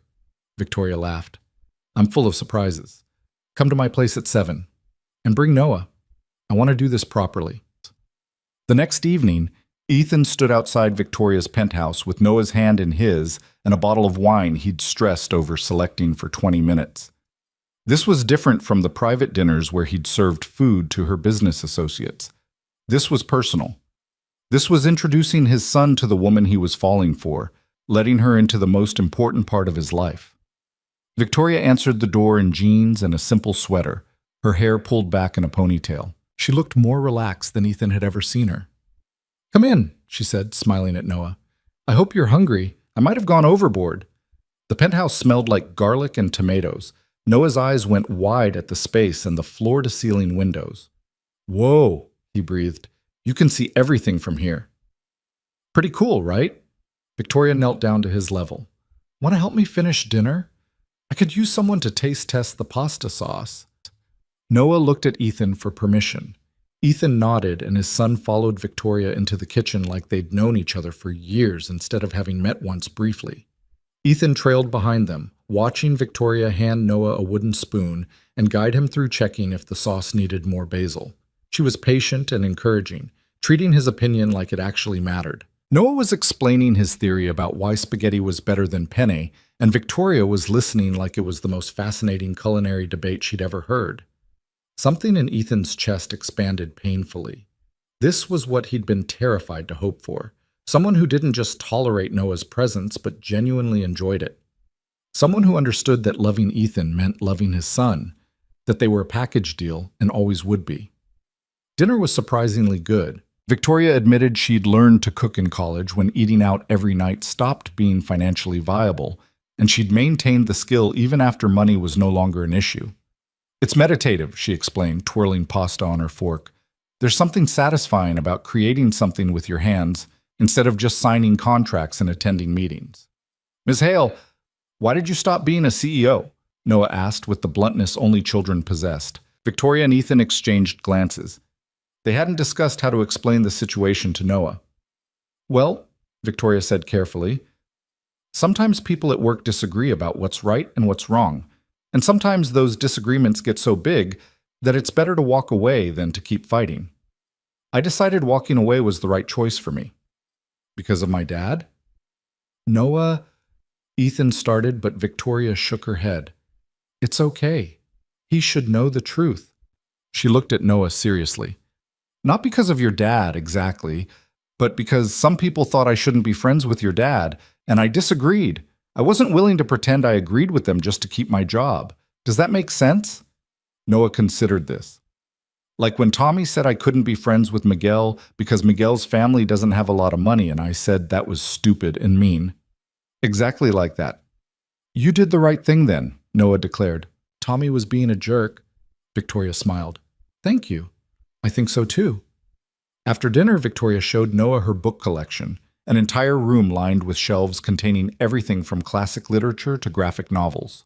Noah was in heaven, pulling books down and asking questions about every third title. Victoria answered patiently, making recommendations and promising to lend him whatever he wanted. Ethan stood in the doorway watching them, his heart doing complicated things in his chest. This could be his life. This warmth, this ease, this feeling of pieces fitting together despite all logic saying they shouldn't. But accepting it meant trusting that good things could last, and his experience had taught him the opposite. You okay? Victoria appeared beside him, her hand finding his. Yeah, just processing. It's a lot, I know. If this is moving too fast, it's not that, it's just… Ethan struggled to find words. I keep waiting for the other shoe to drop, for something to go wrong and prove that people like me don't get this kind of happiness. Victoria squeezed his hand. People like you? People with my history, my baggage, my complete lack of anything to offer someone like you except complications and a 5-year-old who needs constant attention. Ethan, look at me. She turned him to face her directly. You're offering me something I haven't had in years. Honesty. Realness. Someone who sees past the money and the reputation to the person underneath. That's not nothing. That's everything. Noah called from the other room, asking if he could take home the book about dragons. Victoria called back yes, and the moment passed, but Ethan carried her words with him for the rest of the evening. They stayed until Noah started yawning, then gathered their things to leave. Victoria walked them to the door, hugging Noah goodnight and kissing Ethan with a tenderness that made him forget to be afraid. Same time next week? She asked. Absolutely. On the subway ride home, Noah fell asleep against Ethan's shoulder, clutching his new dragon book. Ethan looked at his son and thought about the life they were building, brick by brick, in defiance of everyone who said it couldn't work. The next few weeks established a pattern. Ethan started his teaching job and fell back in love with the chaos of 5th graders who asked a million questions and made him laugh daily. Noah thrived in his new school, making friends and bringing home artwork that Victoria insisted on displaying in her penthouse. Victoria consulted with her lawyers about starting a new venture, something smaller and more personal than Hale Industries, a company focused on affordable housing development. They saw each other 3 or 4 times a week, alternating between Victoria's place and family-friendly activities around the city. Museums, parks, the occasional movie. They were building a relationship in full view of anyone who cared to watch, and slowly the media attention began to fade as newer scandals captured the internet's attention span. But Marcus Renton wasn't finished. The lawsuit Victoria had filed against him was still pending, scheduled for trial in 6 months. His countersuit claimed defamation and sought damages for the harm to his reputation. It was all standard legal maneuvering until Marcus's lawyers filed a new motion that changed everything. Martin called Ethan on a Tuesday afternoon while he was supervising recess. Mr. Walker, I apologize for the interruption, but Miss Hale asked me to inform you immediately. Marcus Renton's legal team has filed for emergency custody evaluation concerning Noah. Ethan's blood went cold. What? They're claiming that Ms. Hale's presence in Noah's life constitutes an unstable environment, and that your judgment as a parent has been compromised by your relationship with her. They've petitioned family court to investigate whether Noah should be placed in protective services pending psychological evaluation. The playground noise faded to white static. They can't do that. They can't just, Noah is fine, he's happy and healthy, and I know, Ms. Hale's lawyers are already preparing a response. But she wanted you to be aware so you're not blindsided if Child Services contacts you. This is insane. Marcus is using my son as a weapon because his other tactics failed. Yes, that's exactly what he's doing, and it's despicable. But the court still has to investigate any formal complaint, regardless of the motivation behind it. I'm very sorry, Mr. Walker. Ethan ended the call and stood frozen on the playground, watching his students play tag and argue over the swings, completely oblivious to the fact that their teacher's world was imploding. Again. He called Victoria during his lunch break. "I'm going to end this," she said, her voice shaking with fury. "I'm going to destroy him so completely that he'll regret ever learning my name." "Victoria, he's going after my son. Noah is 5 years old, and Marcus is dragging him into family court because we had the audacity to fall for each other." "I know. And I will fix this. I promise you, Ethan, I will not let him hurt Noah." "How? How can you stop a family court investigation? How can you prevent some social worker from deciding that dating you makes me an unfit parent?" "By being honest. By showing them that Noah is thriving, that our relationship is healthy and stable, that Marcus is manipulating the system for revenge. My lawyers are the best in the city. They'll handle this." But Ethan couldn't shake the fear that had settled deep in his bones. He'd already lost Sarah. He'd lost his career once and rebuilt it. He'd survived poverty and scandal and public humiliation. But losing Noah? That was a line he couldn't come back from. That evening, a woman from Child Protective Services showed up at his apartment unannounced. She was professional and apologetic, explaining that she was required to conduct a preliminary home visit based on the complaint filed. Ethan showed her around the apartment, the clean, safe space where Noah had his own bedroom, where the refrigerator was stocked with healthy food, where everything was age-appropriate and well-maintained. He showed her Noah's school records indicating perfect attendance and good grades. He answered questions about his work schedule, his childcare arrangements, his relationship with Victoria. "And how often does Ms. Hale interact with your son?" the social worker asked, taking notes. "A few times a week. We have dinner together. She's teaching him about literature and architecture. She's kind to him." "Has she ever been inappropriate with Noah in any way?" The question made Ethan's jaw clench. "No, never. She treats him with respect and care. Noah adores her." The social worker nodded, writing everything down. "Mr. Walker, I want to be clear. This seems like a very stable home environment. From what I've observed, Noah appears healthy and well-adjusted. But I do need to conduct a formal interview with him and with Ms. Hale before I can close this investigation. I'll be in touch to schedule those." After she left, Ethan sat on the couch and put his head in his hands. Noah was at Mrs. Chen's for the evening, blissfully unaware that strangers were questioning whether his father was capable of caring for him. Victoria arrived an hour later, letting herself in with the key Ethan had given her 2 weeks ago. She didn't say anything, just sat beside him and pulled him against her shoulder. "I'm scared," Ethan admitted. "I've never been this scared." "I know, but Noah is your son, and you're an excellent father. No court is going to take him away from you based on Marcus's lies." "You don't know that. The system isn't designed to be fair, it's designed to be cautious. And cautious means they might decide that a single father dating a controversial billionaire is too much risk." Victoria was quiet for a moment. When she spoke, her voice was steady and determined. "Then I'll step back." Ethan lifted his head to look at her. "What?" "If our relationship is what's putting Noah at risk, I'll step back. We can pause this until the investigation is over and Marcus's lawsuit is resolved. I won't let my presence in your life cost you your son." "Victoria, no." "Ethan, listen to me. I care about you. I'm falling in love with you if I'm being honest, but Noah comes first. He has to come first. If the price of being together right now is risking his stability, then it's too high." Tears burned in Ethan's eyes. "I don't want to lose you either." "You won't. This is just temporary. We'll get through the investigation, prove Marcus is full of it, and then we can be together without this hanging over us. But right now we need to protect Noah. That's what matters most. Ethan knew she was right. He hated it, but she was right. Noah's well-being had to come before their relationship, before everything else. That's what being a parent meant. Okay, he said quietly.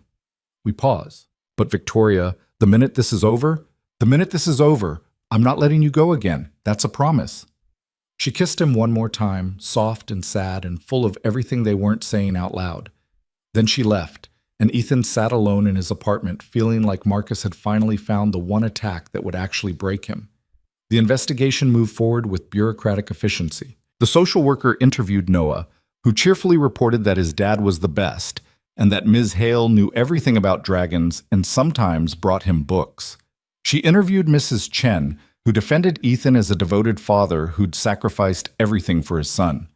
She interviewed Noah's teachers, who had nothing but positive things to say about his adjustment and development. Victoria submitted to her own interview, answering questions about her relationship with Ethan and Noah with calm professionalism. She provided financial records showing she'd never given Ethan money beyond fair payment for work performed. She provided character references from people who'd known her for decades. She was transparent and cooperative, giving them no reason to doubt her intentions. 2 weeks into the investigation, the social worker called Ethan with her preliminary findings. Mr. Walker, I wanted to inform you that I'll be recommending the complaint be dismissed. My investigation found no evidence of neglect, instability, or inappropriate behavior. Noah is clearly thriving in your care, and your relationship with Ms. Hale appears healthy and appropriate. I'll be submitting my report to the court tomorrow. Relief flooded through Ethan so intensely he had to sit down. Thank you so much. I'm sorry you had to go through this process. It's clear the complaint was filed with ulterior motives. I hope whoever did this faces consequences. After the call ended, Ethan immediately phoned Victoria. It's over, he told her. The investigation is being dismissed. They found nothing wrong. He heard her exhale, a sound that might have been tears or laughter, or both. Thank God. Is Noah okay? He's fine. He barely noticed anything was happening. Kids are resilient like that. And you? Are you okay? I will be, especially now that I can see you again without worrying it'll be used against me. Dinner tonight? Victoria asked. My place? I've missed you.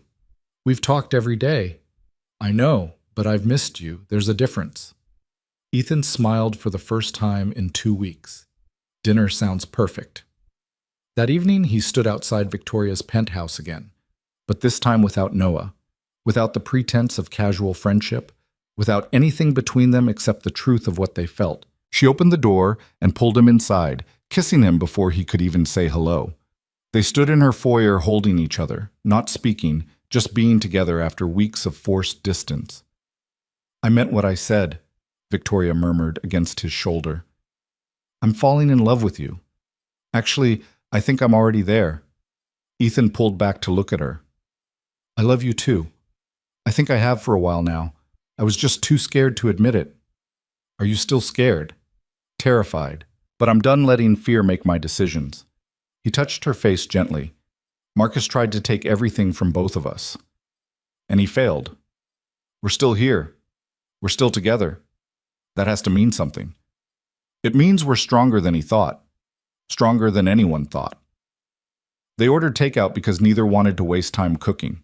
They ate on Victoria's couch and talked about the future, about Ethan's students and Victoria's new company, about Noah's upcoming birthday and whether they should take a trip somewhere next summer.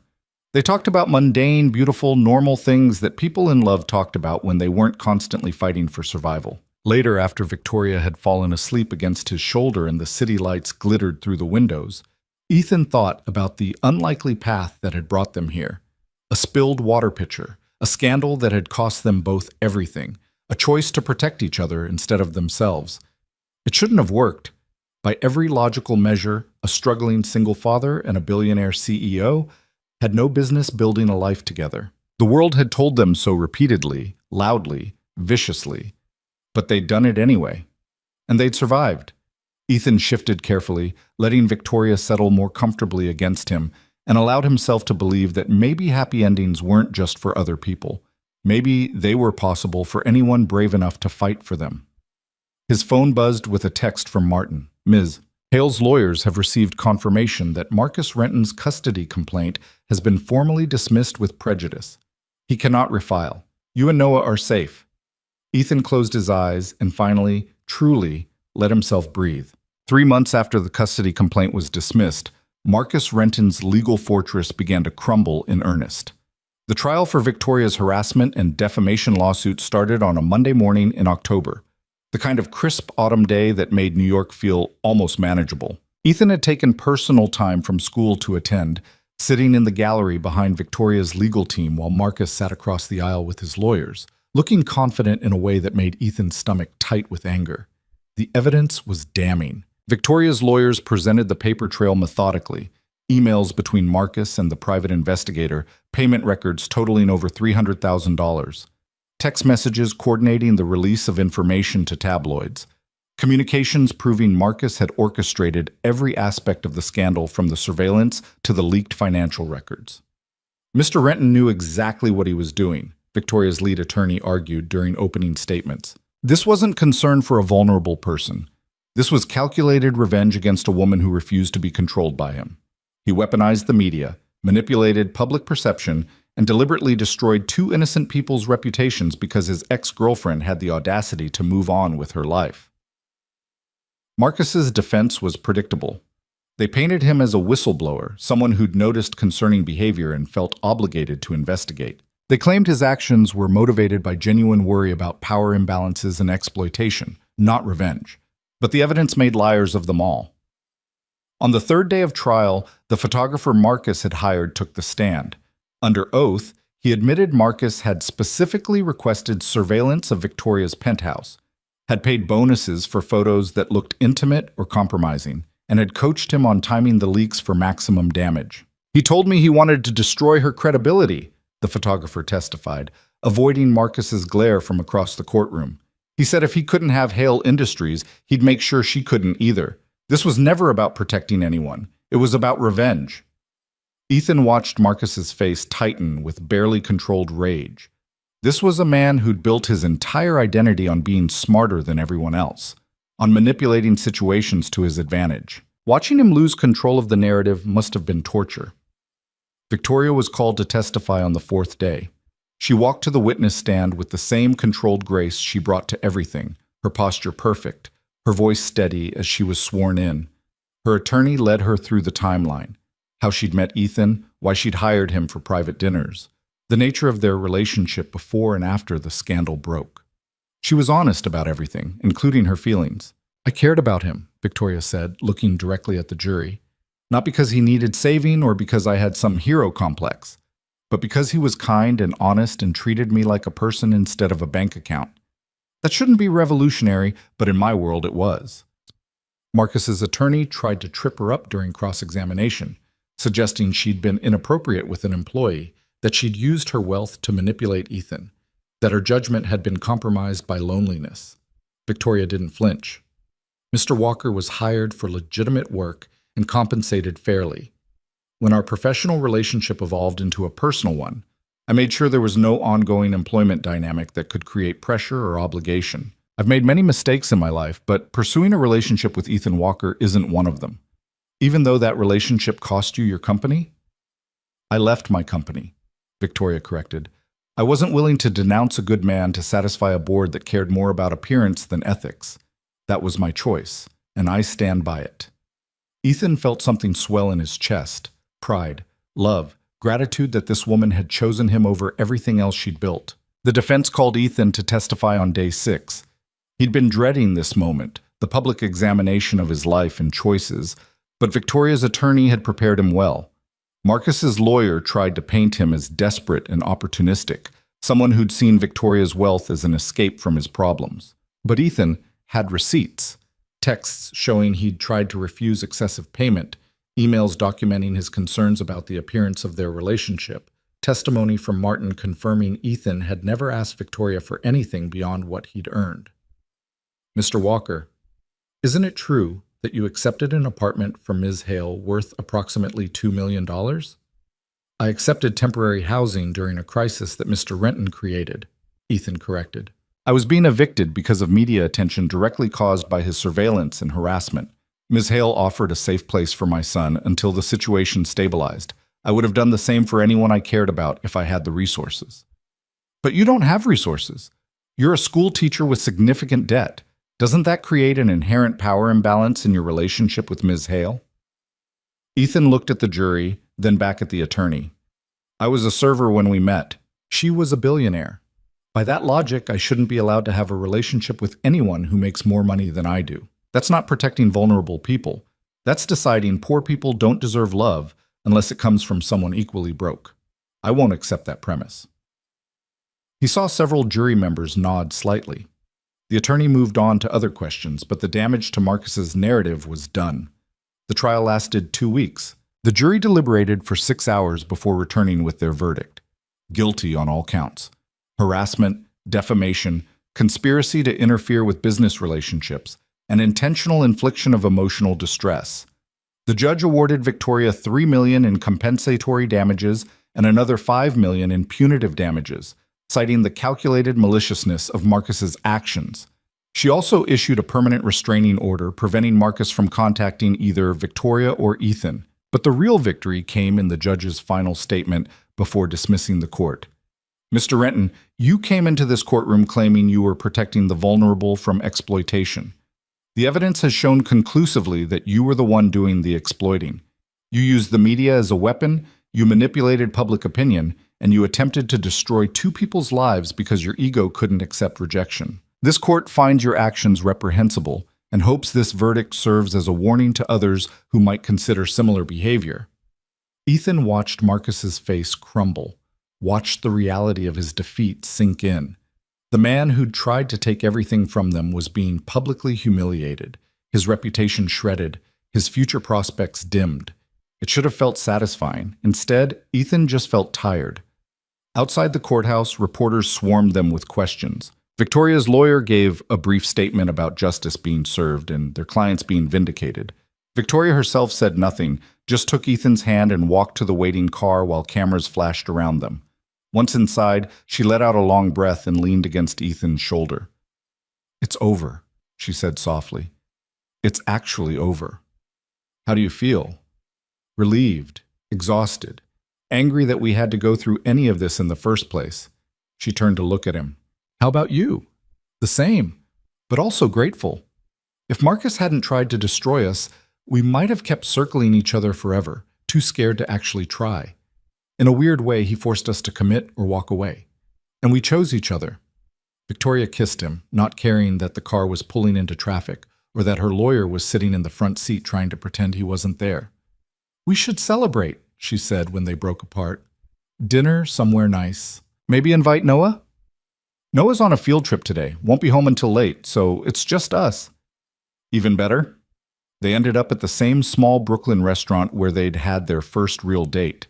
The owner recognized them and gave them the booth in the back, the same one they'd sat in months ago when everything was new and terrifying and uncertain. "Do you remember what you asked me that night?" Victoria said over wine. "About whether I regretted meeting you?" "I remember. You said no. I want to ask you the same question now. After everything, the scandal, the harassment, Marcus trying to take Noah, the trial, all of it. Do you regret meeting me?" Ethan thought about the question seriously. He thought about the jobs he'd lost, the invasion of privacy, the fear that had consumed him during the custody investigation. He thought about the pain and uncertainty and constant pressure. Then he thought about Victoria reading bedtime stories to Noah in funny voices, about her listening to his students' names and remembering them when she asked how his day went, about the way she'd stood by him when walking away would have been easier, about falling asleep next to someone who made him believe in futures that included happiness instead of just survival. "No," he said firmly. "I don't regret it. Not for a second." "Good, because I'm about to ask you something, and I need you to know I'm asking because I want to, not because I feel obligated or guilty or any other complicated emotion." Ethan's heart rate picked up. "Okay." Victoria reached across the table and took both his hands in hers. "Move in with me. You and Noah. Not because the apartment in Brooklyn isn't enough, or because I'm trying to control things, but because I hate going to sleep without you. Because I love having Noah's artwork on my refrigerator and his books scattered across my living room. Because I want us to be a family, officially and completely. The request hit Ethan like a wave. He'd thought about this, fantasized about it in quiet moments, but hearing Victoria say it out loud made it real and terrifying and wonderful all at once. Victoria, that's a huge step. I know, and if you're not ready, I understand, but I am. I'm ready to build a life with you, whatever that looks like. What about Noah? This isn't just about us anymore. If we do this and it doesn't work out, he's the one who gets hurt. Then we make sure it works out, we communicate, we're honest. We put his needs first and figure out everything else as we go. Victoria's grip on his hands tightened. Ethan, I know you're scared. I know your experience has taught you that good things don't last. But I'm asking you to trust me. Trust us. Trust that what we have is strong enough to survive whatever comes next. Ethan looked at this woman who'd given up an empire rather than pretend she didn't care about him, who'd fought Marcus tooth and nail to protect his son, who'd proven over and over that she wasn't going anywhere no matter how hard things got. I need to talk to Noah first, he said. This affects him as much as us. If he's not comfortable, then we wait until he is. I'm not going anywhere, Ethan. I'll wait as long as you need. They finished dinner and went back to Victoria's penthouse, where they sat on the couch and talked about logistics and timelines and how to make this transition as smooth as possible for Noah. It was practical and unromantic and exactly what Ethan needed, proof that Victoria understood this wasn't a fairy tale, but a real relationship that required work and compromise and putting a 5-year-old's stability above their own desires. The next evening, Ethan sat Noah down for a serious conversation. Buddy, I need to talk to you about something important. You know how Ms. Hale and I have been spending a lot of time together? Because she's your girlfriend, Noah said matter-of-factly. Right. Well, she asked if we'd like to move in with her, into her apartment. What do you think about that? Noah's face scrunched up in thought. Would I still go to my same school? Yes. We'd get you there the same way we do now. Would Mrs. Chen still watch me sometimes? Absolutely. Nothing about your routine has to change except where we sleep. Would I get my own room? Ethan smiled. Yes. A bigger one than you have now, actually. Noah was quiet for a long moment, working through the implications with the seriousness he brought to all major decisions. Is Ms. Hale going to be like a mom? He asked finally, his voice small. The question punched Ethan in the chest. Noah rarely talked about Sarah, but the absence of a mother was always there, a hole in his life that nothing could quite fill. She's not trying to replace your mom, Ethan said carefully. Nobody could do that. But she cares about you a lot, and she wants to be part of our family. Would that be okay with you? I guess. Noah fidgeted with Captain's ear. I like her. She's nice to me and she doesn't lie. And she makes you happy. You smile more now. I do? Yeah, before Ms. Hale, you were always tired and worried. Now you're still tired sometimes, but you smile more. I like when you smile. Ethan pulled his son into a tight hug, overwhelmed by the simple wisdom of children who noticed everything even when you thought they weren't paying attention. So we can try it? He asked. If you don't like it, we can always move back out and find our own place. This isn't permanent unless we all want it to be. Okay. Can I bring all my books? Every single one. They moved in 3 weeks later with help from Martin and Mrs. Chen and a couple of Ethan's colleagues from school. Victoria had converted one of her guest rooms into a space specifically for Noah, with shelves for his books, a desk for homework, and a window seat that looked out over the city. She'd even found a poster of dragons to hang on the wall, remembering his obsession from months ago. Noah loved it immediately, running from room to room, exploring while Ethan unpacked boxes and tried to wrap his head around the fact that this was real. He was living with Victoria Hale. His son was safe and happy. They were building something that looked remarkably like a family. That first night, after Noah was asleep in his new room, Ethan and Victoria sat on the balcony overlooking the city.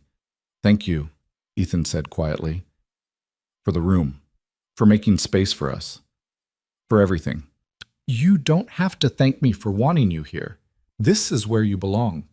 Victoria leaned against him, her head on his shoulder. How are you feeling? Honestly? terrified, happy, like I'm waiting for someone to tell me this isn't allowed. It's allowed. We're allowed to be happy, Ethan. Even after everything we've been through, especially after everything we've been through. They sat in comfortable silence, watching lights flicker across Manhattan's skyline. Somewhere out there, Marcus Renton was probably plotting his appeal or nursing his wounded pride. Somewhere out there, people were still talking about the scandal, still having opinions about whether a billionaire and a schoolteacher had any business being together.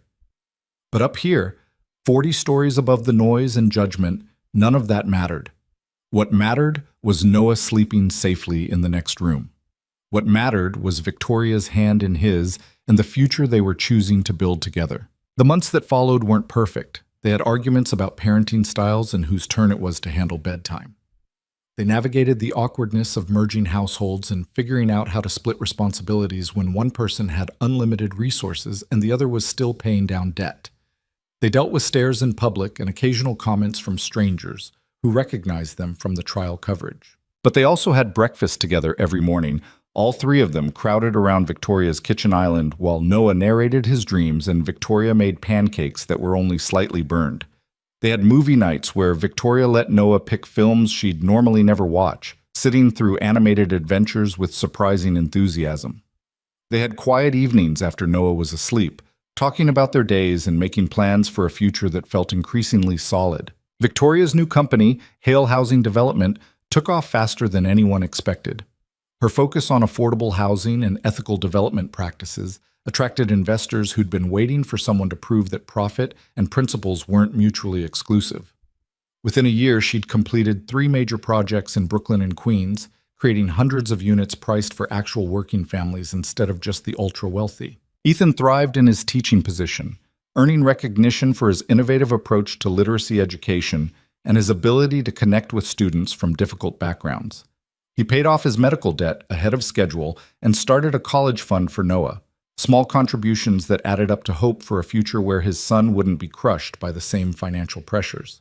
Noah grew and changed, losing teeth and gaining confidence, making friends and discovering passions. He started calling Victoria by her first name without the Miss prefix, a small shift that felt monumental. He drew pictures of their family. Always 3 people now, sometimes with Captain the Bear, sometimes with Mrs. Chen added in for good measure. 18 months after they moved in together, Ethan woke on a Sunday morning to find Noah standing by the bed, clutching Captain and looking serious. "Daddy, is Victoria going to marry us?" Ethan sat up, trying to clear the sleep from his brain. "That's a big question for 7 in the morning, buddy. Tommy's dad is getting married, and Tommy says that means his dad is making a new family. Are we making a new family?" "We already are a family, the 3 of us. But like an official family, with a wedding and everything." Ethan looked over at Victoria, who was pretending to be asleep but couldn't quite hide her smile. "Would you want that?" Ethan asked his son. "If Victoria and I got married?" Noah thought about it with his characteristic seriousness. "Would she be my mom then?" "She could be, if you wanted her to be. You'd still remember your first mom. Nobody could replace her. But Victoria could be your mom in a different way." "Okay," Noah decided. "Then yes, I want an official family."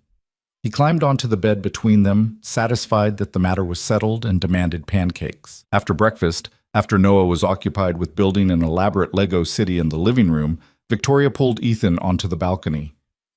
"So," she said, fighting a smile, "apparently we need to make this official." "Apparently so. Noah has spoken.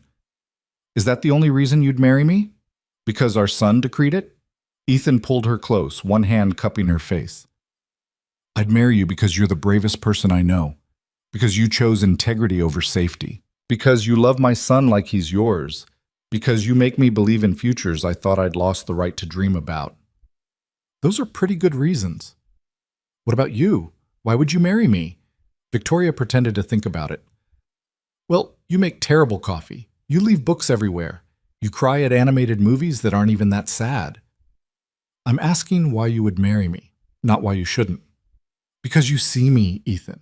Not the money or the reputation or the scandal. Just me. That's all I've ever wanted, someone who sees me and chooses me anyway." She kissed him softly. "So yes, I'll marry you, if you're asking." "I'm I'm asking. Though I should probably get a ring first, and do this properly. I don't need proper. I just need you. But Ethan did it properly anyway. 2 weeks later, he took Noah to a jewelry store and let his son help pick out a ring. A simple band with small diamonds that Victoria would actually wear instead of something ostentatious she'd hide in a drawer. He planned an evening at the Brooklyn restaurant where they'd had their first date, arranged for Mrs. Chen to watch Noah, and tried not to be obviously nervous through dinner. Victoria knew something was up. She kept giving him amused looks, clearly enjoying his anxiety. Finally, over dessert, Ethan pulled out the ring. I had a whole speech planned, he said, about journeys and unexpected paths and finding love in the middle of chaos. But the truth is simpler than that. You're my best friend.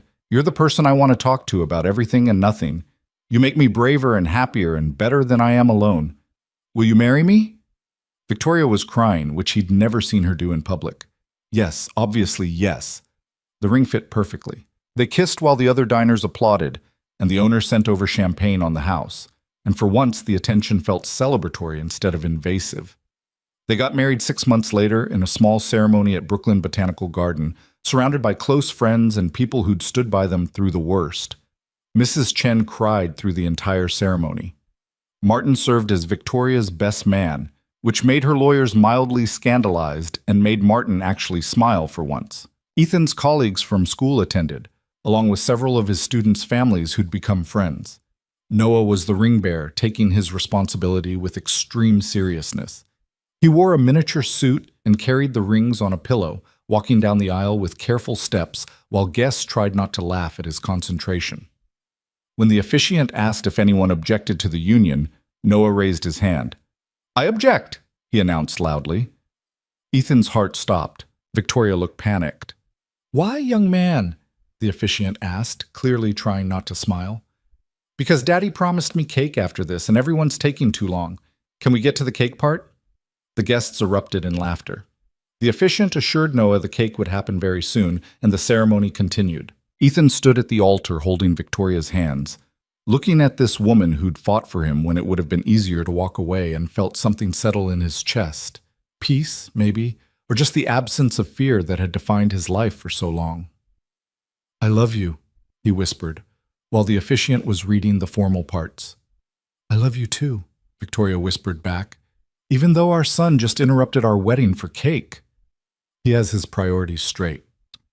They exchanged vows they'd written themselves. Ethan promised to always choose her, to build a life of honesty and partnership, to remember that love was an action and not just a feeling.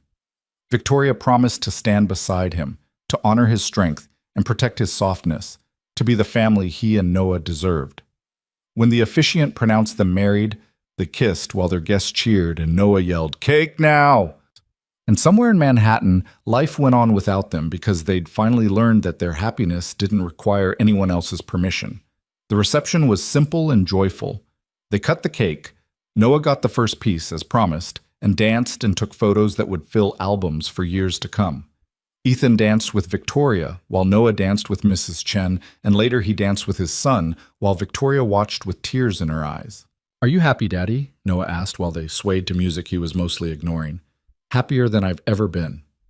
"Good, because I like this family." "Me too, buddy. Me too."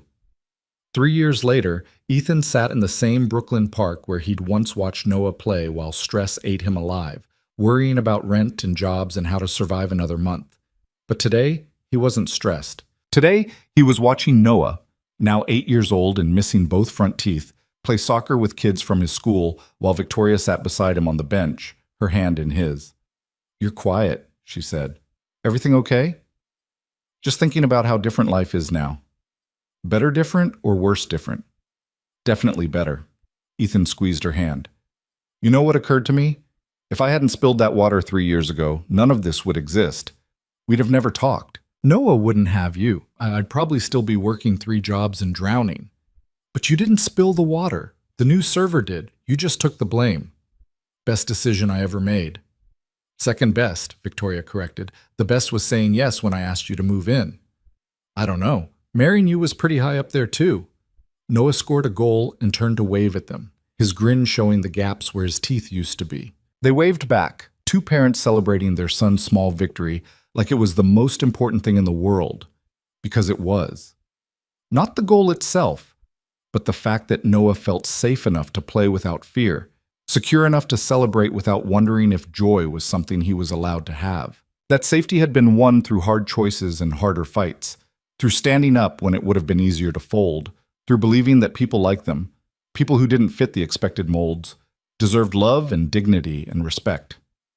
"Do you ever wonder what happened to Marcus?" Victoria asked, watching Noah return to the game. "Not really. I heard he filed bankruptcy last year after the appeals failed and his business ventures collapsed. Part of me feels like I should care, but mostly I just don't. That's healthier than hating him. I figured out that hating him was giving him power he didn't deserve. He tried to destroy us and failed. That's enough revenge for me." They sat in comfortable silence, watching Noah play, watching Brooklyn move around them with its chaotic energy. The city that had witnessed their worst moments was now witnessing their best. A family built from scandal and survival, from choosing each other when the world said they shouldn't, from believing that love could be stronger than reputation or status or fear. "I'm proud of us," Victoria said quietly, "for fighting through all of it, for being here." "Me too. And I'm proud of you for going back to teaching, for showing Noah what integrity looks like, for being exactly who you are without apology." Ethan leaned over and kissed her, not caring that other parents were around or that someone might recognize them and post about it online. They'd lived through worse than gossip. They'd survived attempts to tear them apart. A few whispers couldn't touch them anymore. "Want to get ice cream after this?" he asked when they broke apart. "Always. But Noah's picking the flavors this time." "That's a dangerous game." "We're good at dangerous games. We won the biggest one." The soccer game ended. Noah ran over, sweaty and grass-stained and radiating joy. "Did you see my goal?" he demanded. "We saw," Ethan confirmed. "You were amazing." "Can we get ice cream? I want 3 scoops." "2 scoops," Victoria negotiated, "but you can pick both flavors." "Deal." They walked through Brooklyn together, 3 people who'd found each other in the most unlikely circumstances and decided to become a family despite every obstacle thrown in their path. The city stretched around them, full of other people fighting their own battles, building their own lives, searching for their own versions of happiness. Ethan thought about the server he'd been, exhausted, terrified, convinced that good things only happened to other people. He thought about the morning Victoria Hale had walked into Aurelius and changed everything. He thought about all the moments between then and now, the choices that had led them here. And he thought about the future, teaching Noah to drive someday, watching him graduate, being there for all the moments that made up a life. Growing old with Victoria, building something that lasted not because it was perfect, but because they kept choosing it, kept fighting for it, kept believing it was worth the effort. "I love you," he said, to both of them, to his whole family. "We love you too," Victoria answered, with Noah echoing her a beat later. They got their ice cream. Noah chose mint chocolate chip and cookie dough, an objectively terrible combination that he insisted was perfect, and walked home through streets that had witnessed their transformation from scandal to family. The evening sun painted Brooklyn in shades of gold, and somewhere in the distance the city hummed with life and possibility. Ethan Walker had started as a man just trying to survive, invisible to everyone except those who needed his labor. He'd become someone who mattered, not because of wealth or status, but because he'd chosen integrity over convenience, love over safety, hope over fear. And Victoria Hale had started as a woman who'd built walls so high that nothing could hurt her, convinced that relationships were liabilities and love was weakness. She'd become someone who understood that true strength meant being vulnerable, that real power came from choosing people over empires, that happiness wasn't found at the top of a corporate tower, but in small moments with people who saw her for who she really was. Together, they'd proven that the world was wrong about who deserved love and where it could be found. They'd shown that class and circumstance didn't determine worth, that scandal couldn't destroy what was built on truth, that families could be made from choice as much as blood. Their story wasn't a fairy tale.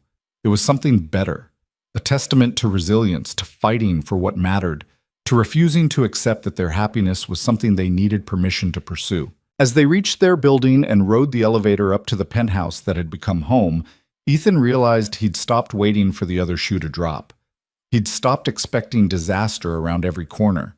He'd finally learned to trust that good things could last, that love could be stable, that the family they'd built was strong enough to weather whatever storms came next, because they'd already survived the worst. Everything after this was just living, beautiful, complicated, ordinary living with people who chose each other every single day. And that was more than enough. It was everything.